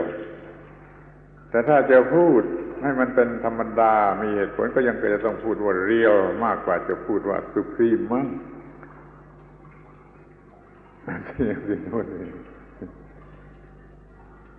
So this utmost happiness we're talking about, we don't know if most people are willing to accept it or pay attention to when we say that genuine happiness is not attaching to happiness as happiness. But for Buddhists, those who know, those who are awake, those who are blossoming forth, this is the true meaning of happiness, of genuine happiness. So now it's time to also take a look at the words supreme and real or genuine. Many people would say that the supreme is the same as the best. And so we fall into the same problem we've been talking about all morning. If the supreme is the best, then it's just the ordinary, unsatisfying dukkha kind of happiness. It can't be depended on. So understand that when we talk about, if we use the word supreme, it needs to mean the same as real and genuine, which means that it's not it means to be above the best, above the good. But we think that it might be better to stick with the word real or genuine, to use the word real happiness. Because by the real happiness, this is when there is no attachment to happiness or to the best or to the good or to evil or the worst or to unhappiness. So real happiness is when there's no attachment to happiness or unhappiness, sukha or dukkha. เราจะมองดูกันอีกทางหนึ่งซึ่งอาจจะช่วยแก้ปัญหาว่าเราจะมีความสุขเป็นสองอย่างความสุขที่สร้างปัญหาขึ้นแต่สร้างปัญหาไว้เรื่อยไป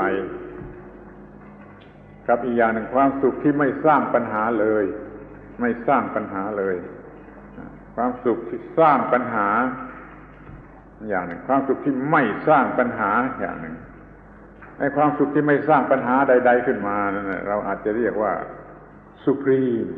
happiness ได้แต่ว่ามันก็จะต้องมาจากความไม่ยึดมั่นถือมั่นว่าดีว่าชั่วว่าสุขว่าทุกข์อยู่นั่นเองความสุขที่ไม่สร้างปัญหามันต้องมาจากการไม่ยึดมั่นถือมั่นเรื่องดีเรื่องชั่วเรื่องสุขเรื่องทุกข์นั่นเองจะเรียกว่า supreme ก็เห็นจะได้ถ้ามันสร้างปัญหาขึ้นเรื่อยก็มีสิ่งที่ยุ่งยากลำบากต้องแก้ไขเรื่อยต้องต่อสู้เรื่อยแล้วมันก็ไม่ใช่ความสุขที่แท้จริงไม่ใช่ความสุขที่แท้จริงมันก็เป็นสุพรีมไปไม่ได้พูดอีกที We can look at this from another perspective as well and see that there are two kinds of happiness. There is the happiness that creates problems and the happiness that doesn't create problems. This happiness that creates problems is the happiness that's involved with attachment and all those limitations in being caught and bound up in the self. This happiness that does not create problems, this is what we can take to be the supreme happiness. The kind of happiness that does not lead to problems is the supreme happiness. But you have to understand that this kind of happiness that doesn't cause problems comes from non-attachment to things as good, non-attachment to evil, non-attachment to happiness, non-attachment to unhappiness, to positive and negative, or anything whatsoever. So this happiness that doesn't cause problems is the supreme happiness, which is above all attachment.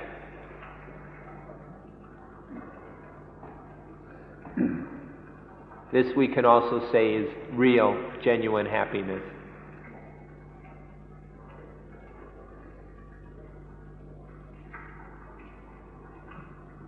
ทีนี้ก็มาถึงสัมมัมโบนัมที่สอง Human Perfectness ความเต็มเปี่ยมแห่งความเป็นมนุษย์แล้วก็จะได้พิจารณากันต่อไปและในที่สุดเราจะเห็นว่าความเป็นมนุษย์จะเต็มเปี่ยมก็ต่อเมื่อเห็นทุกอย่างทุกคู่oppositeทุกอย่างทุกคู่ไม่ควรยึดมั่นถือมั่นแล้วก็ไม่ยึดมั่นถือมั่นในสิ่งที่เป็นคู่เหล่านั้นเมื่อรู้อย่างนี้เมื่อปฏิบัติได้อย่างนี้เมื่อได้ผลของการไม่ยึดมั่นถือมั่นอย่างนี้เราจะเรียกว่าความเต็มเปี่ยมแห่งความเป็นมนุษย์มิฉะนั้นจะยังเป็นมนุษย์ที่ยังไม่เต็มคือยังพร่องอยู่ยังขาดอยู่ So we have these four aspects or four meanings of Sunambanam. The first one was happiness. The second one is human perfection. So let's look at that now. What's the meaning of human perfection? What is genuine human perfection? Human perfection is the fullness, the completion of what it means to be human. For this human perfection, there is no room for attachment. For human perfection, this is freedom from all attachment to good and to evil, to happiness and unhappiness. So to be truly perfect, there must be freedom from attachment, there must be voidness. True human perfection is voidness. If there is any attachment to good and evil, happiness or whatever, then there is still something missing, and that is not the perfection of humanity. So, the second aspect of the Sunambanam is also voidness, is freedom from attachment.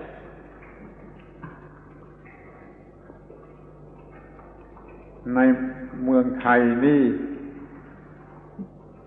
ถ้ามีใครว่าเราว่าท่านเป็นคนที่ไม่เต็มท่านเป็นคนที่ไม่เต็มนี่เป็นคำด่าสูงสุดนี่เป็นคำด่าอย่างยิ่งเป็นคำด่าสูงสุดแต่แล้วเราทุกคนก็ยังไม่เต็มอยู่นั่นเองแม้คนที่มันว่าอย่างนั้นมันก็ยังไม่เต็มไอ้คนที่มันมาว่าคนอื่นไม่เต็มมันเองก็ยังไม่เต็มแต่ถือว่าไอ้คำว่าไม่เต็มนี่เป็นคำที่ด่าอย่างยิ่งนั่นเราจะต้องมารู้ ความจริงกันเสียให้ถูกต้องว่าที่ว่าเต็มนั่นคืออย่างไรไม่เต็มนั่นคืออย่างไรตลอดเวลาที่ยังยึดมั่นถือมั่นในสิ่งใดสิ่งหนึ่งอยู่แล้วมันก็จะต้องมีที่ไว้สำหรับให้ความทุกข์เกิดขึ้นมันไม่เต็มด้วยซัมมัมโบนัมมันไม่เต็มด้วยซัมมัมโบนัมมันยังมีที่ว่างไว้ให้ความทุกข์หรือปัญหาเกิดขึ้นนี่เราเรียกว่าคนที่ไม่เต็มนั่นคนที่ปราศจากความยึดมั่นถือมั่นและไม่ต้องการอะไรไม่ต้องการอะไรไม่สงสัยอะไรไม่หวังอะไรเท่านั้นแหละจึงจะเรียกว่าเป็นมนุษย์ที่เต็มมีลักษณะเป็นไม่ยึดมั่นถือมั่นทุกอย่างที่เป็นที่ตั้งแห่งความยึดมั่นถือมั่นนี่คือความหมายของคำว่าเต็มหรือไม่เต็มโดยแท้จริง In Thailand, to say that someone is not full or not complete is a grave insult. This is one of the most powerful and nasty criticisms that there are in Thailand. Which is kind of funny because none of us are full, none of us are complete. Even the person who criticizes somebody else for not being full, even that person is not full, not complete. So all of us are still not complete, because to be full, to be complete, to be perfect, is to be free of attachment. So long as there is attachment to anything whatsoever, even the smallest attachment, then there is still an opening for dukkha to arise. And so that is not fullness, that is not perfection. So though we may insult each other as being incomplete or imperfect, we have to look and see that all of us are in the same shape. We're still attaching, we're still susceptible to dukkha. To be free of all that, all the attachment and dukkha, is the the true meaning of fullness, the true meaning of perfection. So we need to understand what we mean by fullness or completeness, by perfection, and that this is voidness, is freedom from all the problems and hassles. This is what it means to be full or complete.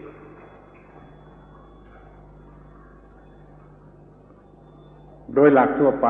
เราถือว่าพระอรหันต์เท่านั้นเป็นมนุษย์ที่เต็ม The man perfected พระอรหันต์เท่านั้นเป็นมนุษย์ที่เต็มเพราะว่าถ้ายังไม่เป็นพระอรหันต์แล้วก็ยัง attach นั่น attach นี่ยังสงสัยนั่นสงสัยนี่ยังจะต้องถามว่าอะไรเป็นอย่างไรอะไรเป็นอย่างไรยังมีคำถามยังมีความหวังยังมีความต้องการอย่างนี้เรียกว่าไม่เต็มพระอรหันต์ไม่มีสิ่งเหล่านี้เลย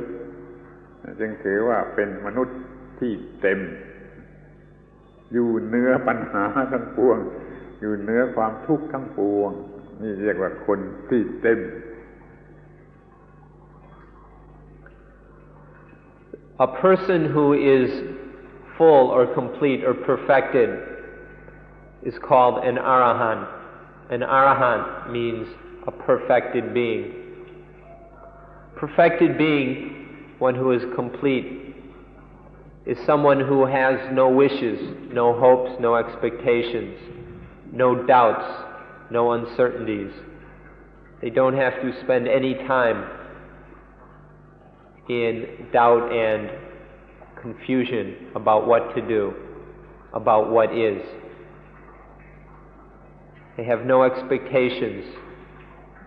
and no hopes and wishes.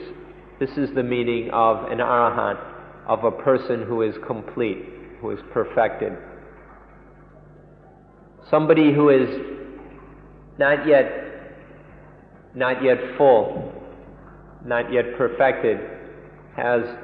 still has doubts and confusion about what one is, about what to do, about what is the true goal, has wishes and hopes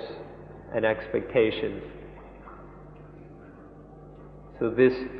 is because of the attachments. So understand the difference between human perfection and human imperfection in order to understand the meaning of Sunam Banam in its genuine sense. คำว่าอรหันต์หมายถึงบุคคลที่เป็นเช่นนั้นคำว่าอรหัตตะอรหัตตะหมายถึงภาวะที่เป็นเช่นนั้นคำสองคำนี้สังเกตเห็นว่าในภาษาอังกฤษใช้คนแปลไม่ถูกต้องกันอยู่หลายแห่งถ้าที่ถูกต้องคำว่าอรหันต์หมายถึงบุคคลที่เป็นเช่นนั้นอรหัตหมายถึงภาวะของบุคคลนั้นที่เป็นเช่นนั้นที่นี่คำว่าอรหันต์อรหะนี่โดยพยัญชนะแปลว่าไกลจากความทุกข์และเหตุที่ให้เกิดทุกข์คือกิเลสไกลจากความทุกข์และกิเลสซึ่งเป็นเหตุให้เกิดทุกข์หรือจะพูดว่าไกลจากกิเลสและความทุกข์ก็ได้เหมือนกันตามพยัญชนะตัวหนังสือแปลว่าเป็นอย่างนั้นคำว่าไกลในที่นี้มันก็มีความหมายอยู่ ความทุกข์มันก็มีอยู่ตามธรรมดาในโลกแต่อย่ามามีที่ฉันก็แล้วกันฉันอยู่ใกล้จากกิเลสและจากความทุกข์โดยประการทั้งปวงนี่เป็นความหมายที่ถูกต้องทางลอจิกที่สุดแต่มันก็ความหมายก็คล้ายๆกับคำว่าไม่มีความทุกข์ไม่มีเหตุให้เกิดทุกข์ แต่ตัวหนังสือแท้ๆให้ความหมายดีกว่านั้นว่าไกลอยู่ไกลจากความทุกข์และเหตุให้เกิดทุกข์นั้นจึงไม่มีปัญหาเกี่ยวกับความทุกข์หรือปัญหาใดๆทั้งสิ้นทั้งหมดนี้ก็เพราะว่าพระอรหันต์นั้นหมดความยึดมั่นถือมั่นหมดกิเลสที่เป็นเหตุให้ยึดมั่นถือมั่นที่เรียกว่าอุปาทานอุปาทานในไทยอุปาทานะในภาษาบาลีพระอรหันต์ไม่มีอุปาทานคือไม่โง่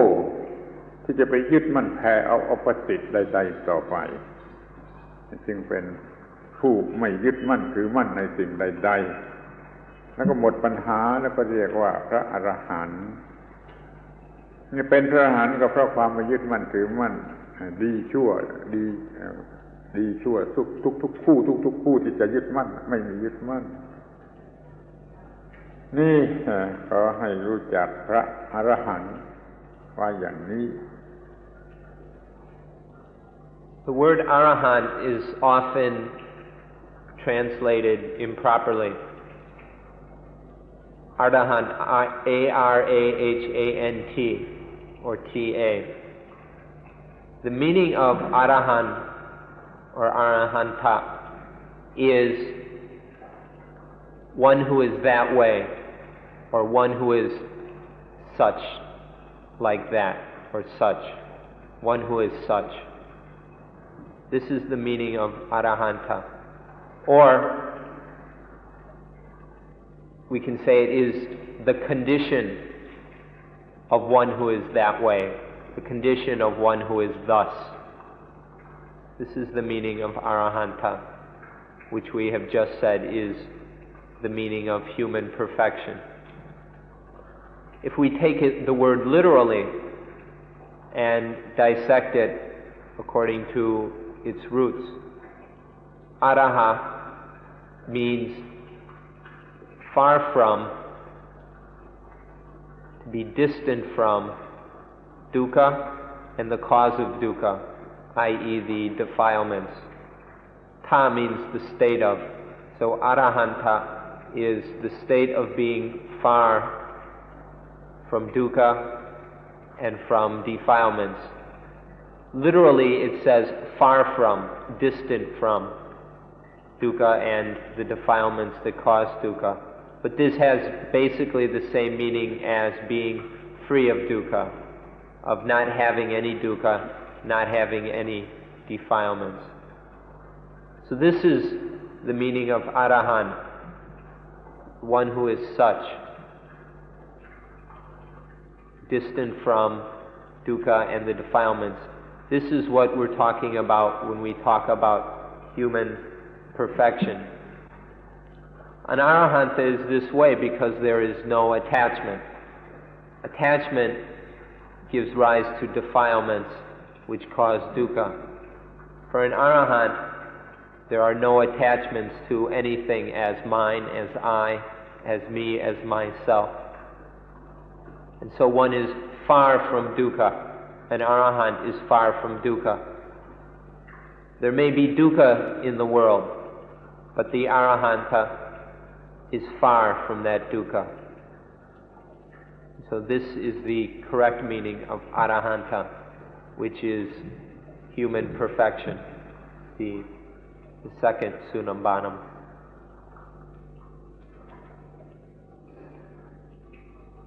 ท่านจะเห็นได้เองว่า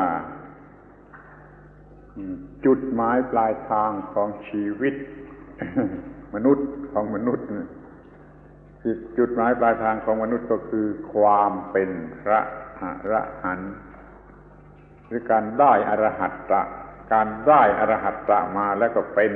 พระอรหันต์นั่นเป็นจุดหมายปลายทางที่นั่นเพราะที่นั่นมันสิ้นสุดแห่งความทุกข์สิ้นสุดแห่งปัญหาทั้งปวง You can see that the goal and end of human life is arahantship, to be an arahanta, to be an arahant. To be an arahant is to be free of dukkha, free of attachment, free of the defilements.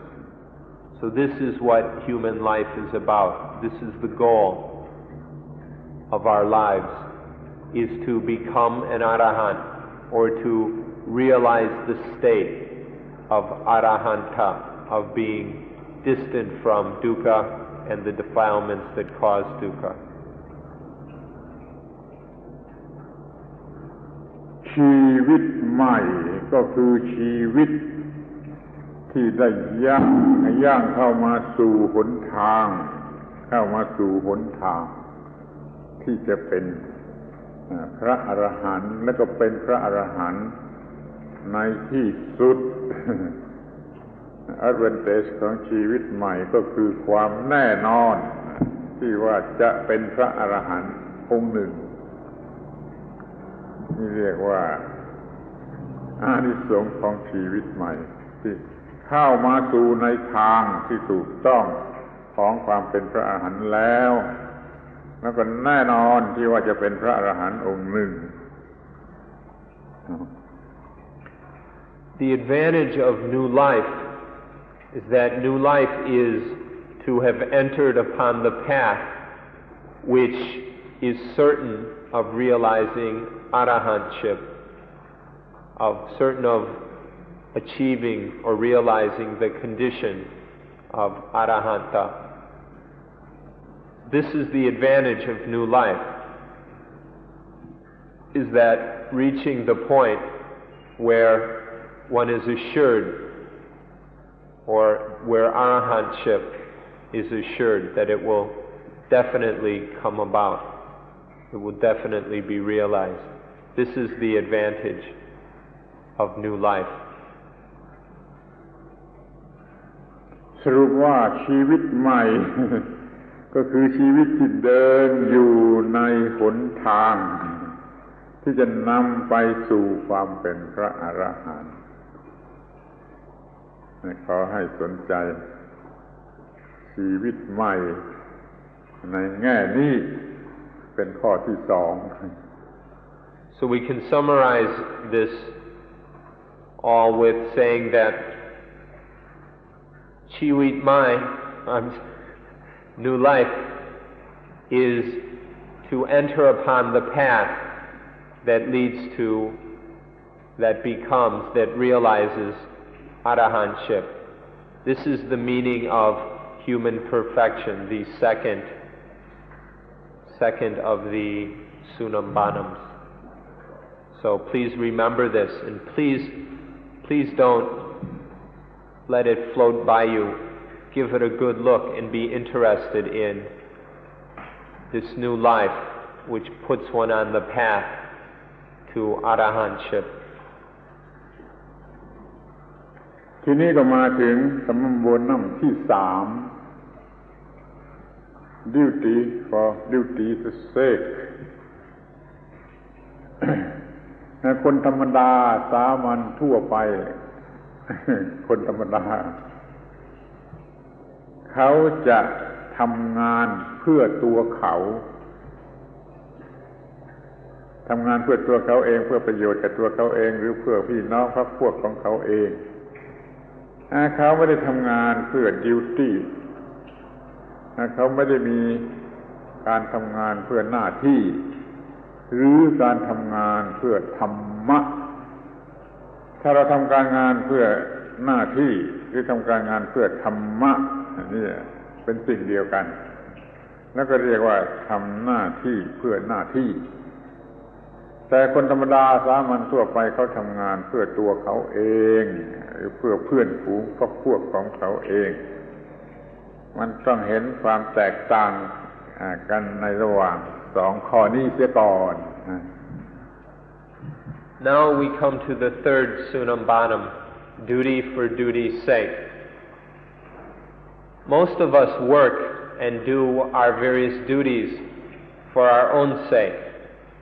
or if not for just ourselves, then for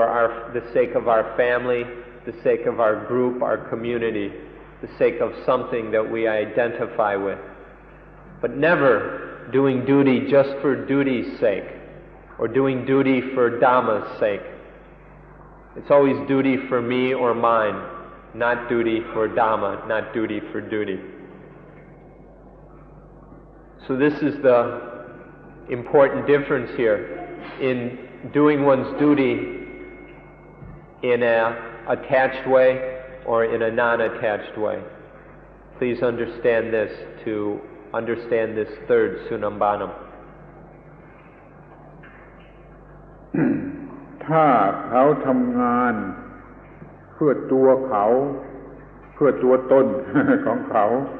ไม่ได้ทำเป็นหน้าที่เพื่อธรรมะแล้วเขาก็ต้องทำด้วยความเห็นแก่ตัวมีความเห็นแก่ตัวแล้วก็จะมีความหนักเกิดขึ้นในการกระทำเป็นความทุกข์และถ้าได้โอกาสแล้วเขาก็จะโกงคือทำชั่วเพราะเขา attach ต่อความดีต่อประโยชน์ต่อผลกำไรเขา attach ต่อสิ่งที่เขาเรียกว่าดีพอได้โอกาสเขาก็ทำอย่างนั้นตามใจเขาไม่ถือความถูกต้องเป็นหลัก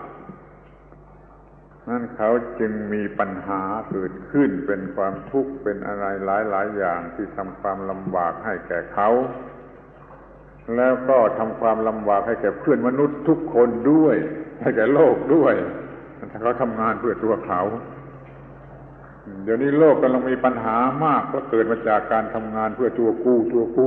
ของกูทั้งนั้นนั่นทางออกของมนุษย์ที่จะมีสันติภาพก็คือทำหน้าที่เพื่อหน้าที่ตัวเองก็เป็นสุขทุกคนในโลกก็จะพลอยเป็นสุข So when someone works for themselves, for their own sake, there is some attachment involved. They're attaching to some good, some personal good. And through this attachment to the good and this selfishness, it becomes possible to start doing dishonest, crooked things in order to achieve or get what one considers to be good. And so by this beginning of working for oneself or for one's own,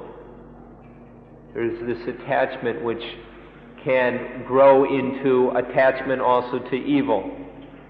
to doing wrong in order to get what is good for oneself or what one wants, what one thinks is good.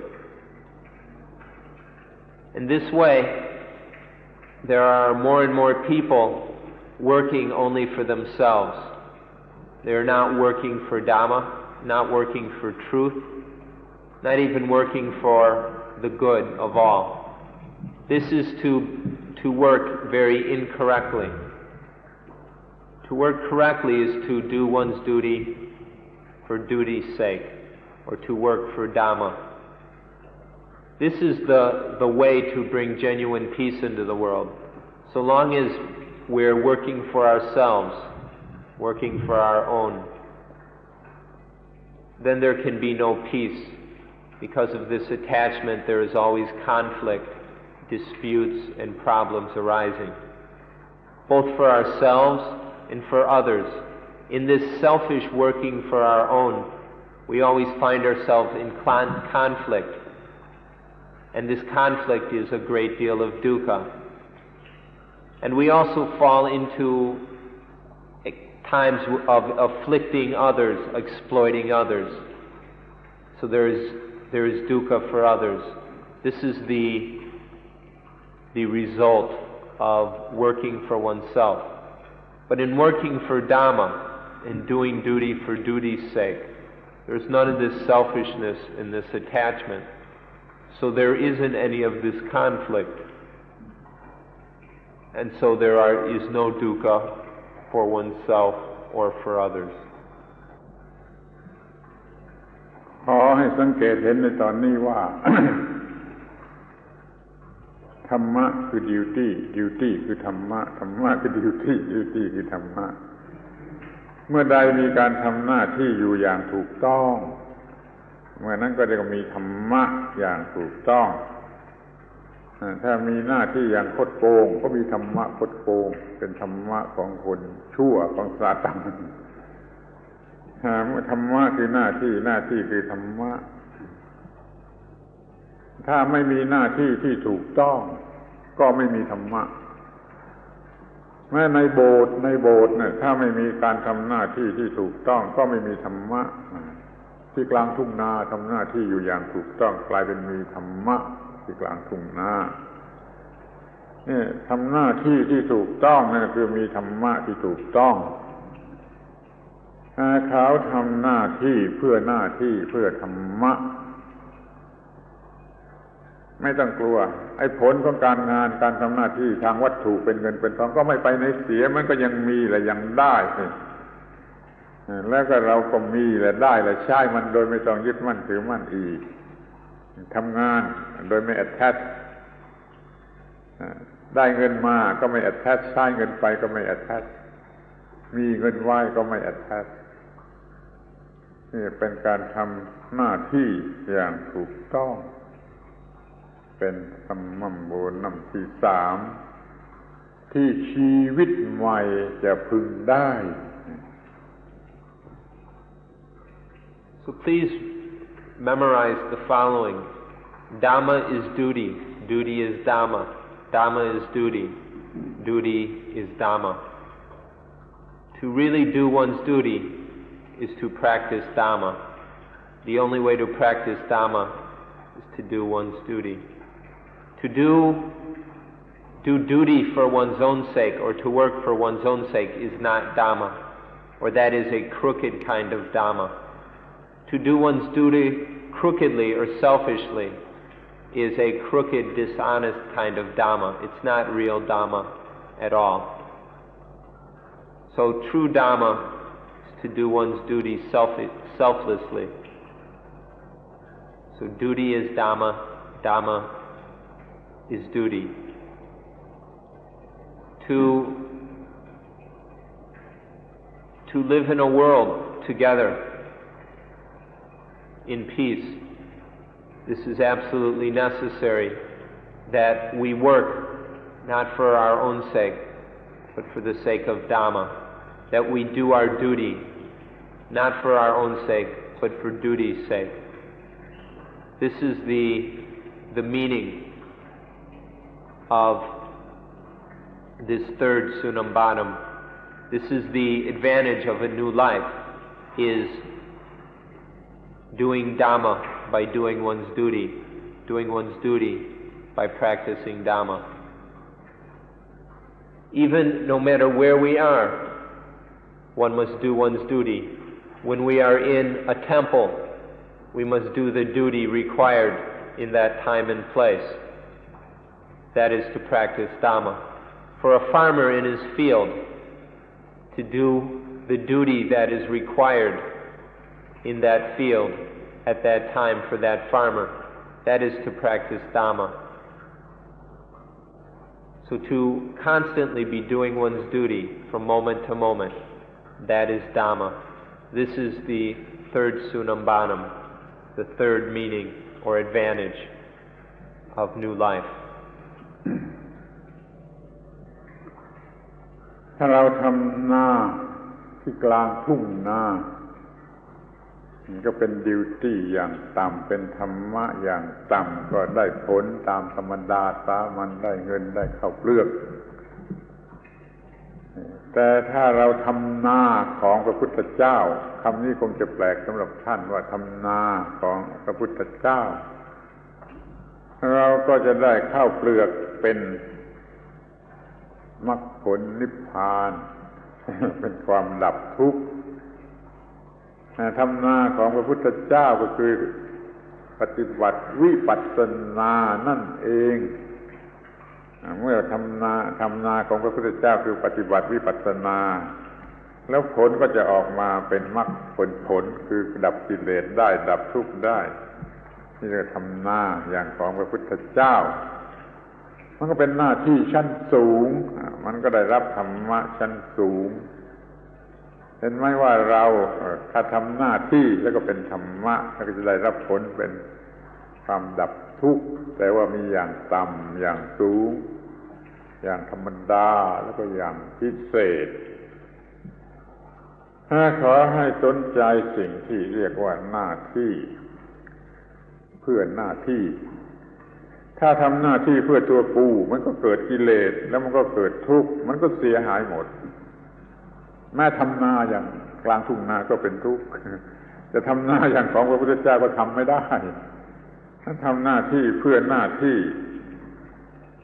ไม่เห็นแก่ตัวไม่มีความหนักอกหนักใจไม่มีปัญหาอะไรก็ได้ผลดีตรงตามที่ต้องการขอให้ทำหน้าที่เพื่อประโยชน์แก่หน้าที่กันอย่างนี้ก็เป็นชีวิตใหม่เป็นชีวิตใหม่ที่จะไม่รู้จักกับความทุกข์เลย To do one's duty still doesn't. In doing one's duty, one can still use money, eat food, and do all sorts of different things. The thing to realize is that this duty or work is done not for oneself, but for Dhamma. It's duty done for duty's sake. The farmer working his fields,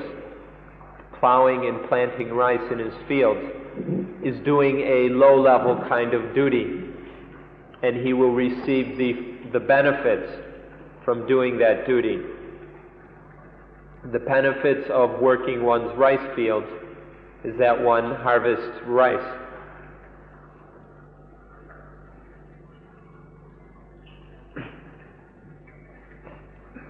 So when we do a low-level duty, we receive some benefits such as rice. But there are higher duties also. And so to work the fields of the Buddha, to work the Buddha fields, to plow and plant the Buddha fields, is to be able to harvest the rice of path, fruit, and nibbana. Path means the fulfillment of the middle way, the completion and perfection of the middle way, which leads to the fruition of that path, the ripening into an arahant, and that is nibbana. So by plowing and planting and working the Buddha fields, there is a harvest of the rice of nibbana. This may sound a little strange, but we're trying to help you understand. So this is a high-level sort of duty. To work the Buddha fields means to practice vipassana, to do vipassana, to see clearly things the way they really are, and able to cut through attachments and be free of dukkha. To do one's duty on a low level has its benefits, and to truly do one's duty on that level means that there is no dukkha is caused. But to do our duty on the highest level is to cut through all dukkha, to cut through all the attachments and defilements, and bring about a complete end to all dukkha. So this is the highest meaning of doing one's duty, is to put an end to dukkha, to put the path completely into effect, to watch it bear fruit, and to realize that fruit, which is nibbana. ทีนี้เราก็มาถึงสมบูรณ์ที่สี่ universal love ถ้าเรามี attach ดีหรือชั่วเราก็เห็นแต่ประโยชน์ของตัวเราก็รักผู้อื่นไม่ได้เรารักผู้อื่นไม่ได้เมื่อเราจะรักตัวก็รักอย่างผิด ชนิดที่ทำให้เกิดปัญหาแก่ตัว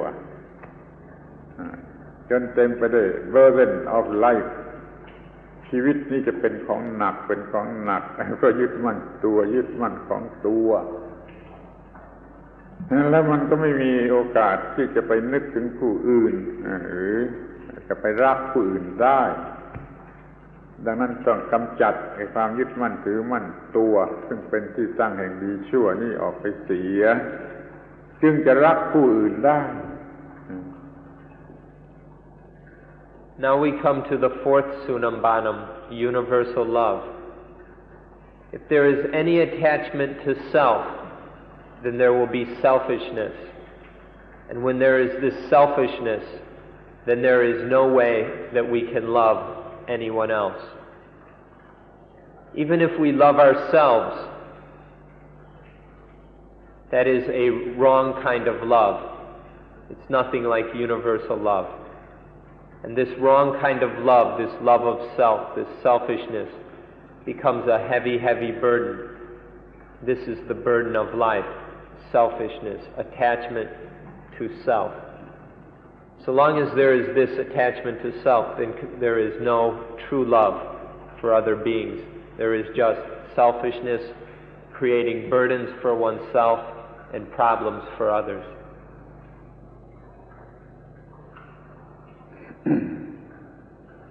เมื่อเราไม่ attach ดีชั่วซึ่งเกี่ยวกับประโยชน์ของเราเราก็ไม่เห็นแก่ตัวหรือรักเราเองอย่างผิดเราก็รักผู้อื่นได้ไม่ขยายออกไปเป็นความรักหมดทั้งโลกหมดทั้งโลกหมดทั้งจักรวาลหรือจะพูดว่าทุกโลกด้วยก็ได้ถ้ามันมีหลายโลกคำว่า universal หรือ cosmos มันจะหมายความเท่าไรก็ตามใจเถอะเราจะมีความรักทั่วไปทุก universe ทุกcosmos นี่เรียกว่า universal love จะมีได้ต่อเมื่อเราไม่ attach ตัวเราซึ่งเป็นที่ตั้งแห่งความดีและความชั่วเมื่อ attach ดีหรือ attach ชั่วมันก็คือยึด attach เราซึ่งเป็นที่ตั้งแห่งความดีและความชั่ว When we attach to good and evil, this is already selfishness. This is good is what is to our advantage and evil is what is to our disadvantage. So it's already seeing things and attaching on selfish terms. So through attaching to good and evil, there is this selfishness which already makes it impossible to love others. But when there is no more attachment to good and evil, no more attachment to self, then it becomes possible to love others. And this love of others can spread from those near us to those in the immediate vicinity and can spread to the entire world. Through the end of this, of attachment to self, there can be true love for the whole world, or for the whole solar system, the whole universe, or the whole cosmos. We don't really know how big the universe or the cosmos is. We don't know how many universes there are. But if there is no self, it becomes possible to love all the universes, how many there are, and all the cosmoses, how many, no matter how many cosmos they are. This is by ending attachment to the self. It's because of the self, attachment to self, that there is attachment to good and evil. And attachment to good and evil is another aspect of attachment to the self. With these, there is no way that there can be any true love. So the way to universal love is by non-attachment to anything as self. ทุกคนจะสังเกตเห็นได้ด้วยตนเองว่าพอเราเห็นแก่ตัวมี selfishness แก่ตัว เราก็จะต้องมีความหนักตัวเรารักตัวเราคนเดียวเรารักตัวเราคนเดียวไม่ต้องมีใครมาเกี่ยวข้องชีวิตนี้ก็จะเป็นของหนักเพราะความที่รักตัวและเห็นแก่ตัว attach ดีชั่วเป็นปัญหาเต็มไปหมด โดยส่วนตัวชีวิตนี้ก็เป็นของหนักถ้าไปเกี่ยวข้องกับผู้อื่นพอมีโอกาสเราก็เอาเปรียบเขาหรือว่าเราจะทำอันตรายเขาก็เราเห็นแก่ตัวมันก็เป็นปัญหาแก่ผู้อื่นทั่วไปหมดเพราะความที่เรารักตัวเราเพราะมีความเห็นแก่ตัวพอไม่เห็นแก่ตัวเราก็รักผู้อื่นได้เราก็เบาเราก็มีความสุขทุกคนก็มีความสุขนี่เรียกว่า universal love ซึ่งเวลานี้มันกำลังขาดอยู่ในโลกนี้มันกำลังขาดสิ่งนี้อยู่มันจึงเต็มไปด้วยไครซิสนาประการขอให้สังเกตดูให้ดีว่า universal love มันมีความสำคัญเท่าไหร่ Let's look at the importance of universal love. Whenever there is attachment to this self body, this thing here, then there is love for only the self. There is no love for others, for other bodies. There's only attachment to this body here. And through that, this selfishness, this burden weighs upon the mind, and also we will speak in improper, dishonest ways, able to get advantages from others. We'll steal, we'll inflict harm, we'll do all kinds of terrible things out of this selfishness in order to act to fulfill the desires of the self. This is the heavy burden both upon ourselves and upon others of attachment to self and of selfishness. This is all because there is only self-love. There is only this selfishly directed love, rather than true love, which has no discrimination between self and others. And so we can see how lacking the world is in this universal love these days, and all the crises that arise now because of selfishness, because of this self-attachment, rather than any universal love. So we can see the importance of universal love by seeing all the problems in a world that lacks universal love. The way to universal love is to end this attachment to self. That's the only way that we can truly love in a universal way. ดังนั้น การถอนความยึดมั่นถือมั่น attachment ในดีและชั่วซึ่งเป็นเหตุให้เกิดความเห็นแก่ตัวเสียได้ก็ได้ universal love มาเป็นผลถ้าก็ว่ามันเป็นการสร้างสิ่งที่โลกกำลังขาดอยู่โลกปัจจุบันนี้กำลังขาด universal love เมื่อเราทำให้มีขึ้นมาแล้วก็ได้ชื่อว่าทำประโยชน์ หมดแก่โลกทั้งหมดให้แก่โลกไอ้ชีวิตใหม่ของเรามันก็จะเป็นการสร้างโลกใหม่ ขึ้นมาจะเป็นสร้างโลกใหม่ที่มีสันติภาพสันติสุขขึ้นมาไอ้โลกแบบยูโทเปียนก็จะกลับมาอีกขอให้เราทุกคนสนใจที่จะมี universal love โดยตัด attachment ดีและชั่วซึ่งเป็นเหตุให้เห็นแก่ตัวเถิด ก็จะรับก็จะเป็นการกระทำสิ่งที่สูงสุดประเสริฐที่สุดและเป็นประโยชน์ที่สุดแก่โลกทั้งหลาย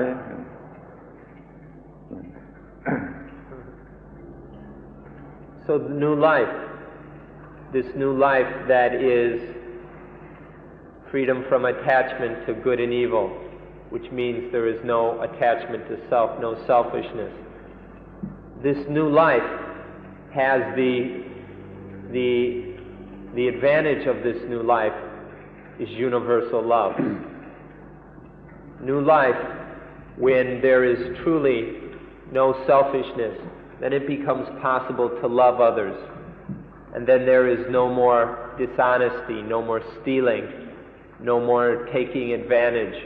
of others, no more exploitation and affliction, no more harming, no more inflicting pain. Because through the abandoning of the self, through eliminating this attachment to the self-body, then there can be universal love. This is the advantage of new life. Doing this is to do the thing that is of most benefit for the world. If we've truly seen how sorrowfully bad and how greatly lacking the world is in true love, in universal love, then we'll see that the new life is the bringing of universal love to the world, and this is of great benefit to the entire world. So to do this, to bring about new life, is to do the thing which is of most need for the world. To live new life is to make a new world. This new life of freedom from self has the advantage of universal love, which creates a new world, a world of love, of universal love. This is the meaning of utopia. The perfect world that is free of problems is the world that is free of dukkha, because it is free of self. So discover new life. Discover a new world that is free of selfishness, free of attachment, free of dukkha, and do the thing which is of most need for the world. This is another advantage of new life. เป็นอันว่าระบบชีวิตใหม่ทำให้เกิดadvantage ครบทั้ง4อย่างคือเราจะมี happiness ที่แท้จริงจะมีความเต็มแห่งความเป็นมนุษย์ที่ถูกต้อง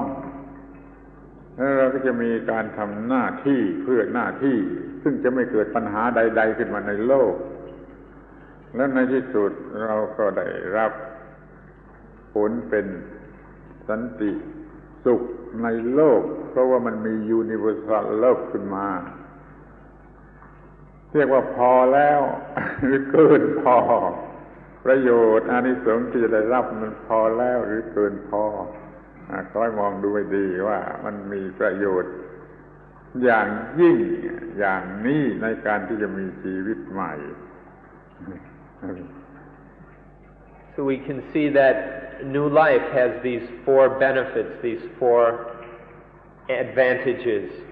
these 4 sunambanams that we have described. There is the sunambanam of genuine, true happiness. There is the fullness, the totally correct human perfection. There is duty for duty's sake, by which no problems are created, no affliction is caused in the world. And then last is the advantage, the benefit of true peace and quiet is brought to the world through universal love. These are 4 advantages of new life. These benefits are enough. They may be even more than enough to show the importance and necessity of new life. So these are the advantages of new life. We hope you are interested in new life.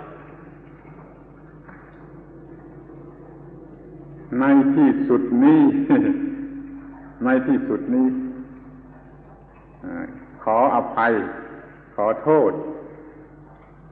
ที่พูดเรื่องที่ฟังยากให้ท่านทั้งหลายลำบากในการฟัง พูดด้วยคำที่ฟังยากมันไม่มีทางจะทำอย่างอื่นมันก็ต้องพูดเรื่องอย่างนี้ก็ขอโทษแล้วก็ขอบพระคุณที่ท่านทั้งหลายมาที่นี่เพื่อให้สถานที่นี้มันมีประโยชน์ขึ้นมาขอโทษที่พูดเรื่องฟังยาก และขอบคุณที่มาทำให้สถานที่นี้มีประโยชน์ขึ้นมาขอยุติ การบรรยาย So finally, at the end of this third talk, I'd like to ask for your forgiveness for talking about something that is so difficult to understand. We apologize for speaking about something so difficult, having to use words in such a difficult way. But we apologize for this, but we had to do it. There's no other way. We didn't do this for fun. We did it because it has to be done. So please accept our apologies. And also, we'd like to thank you all for coming here. Thank you for coming to Suan Mokkh. Without you coming here, Suan Mokkh would be of no use. So in coming here, you have made Suan Mokkh useful and meaningful and of benefit. So please accept our apologies and our thanks. And this ends today's talk.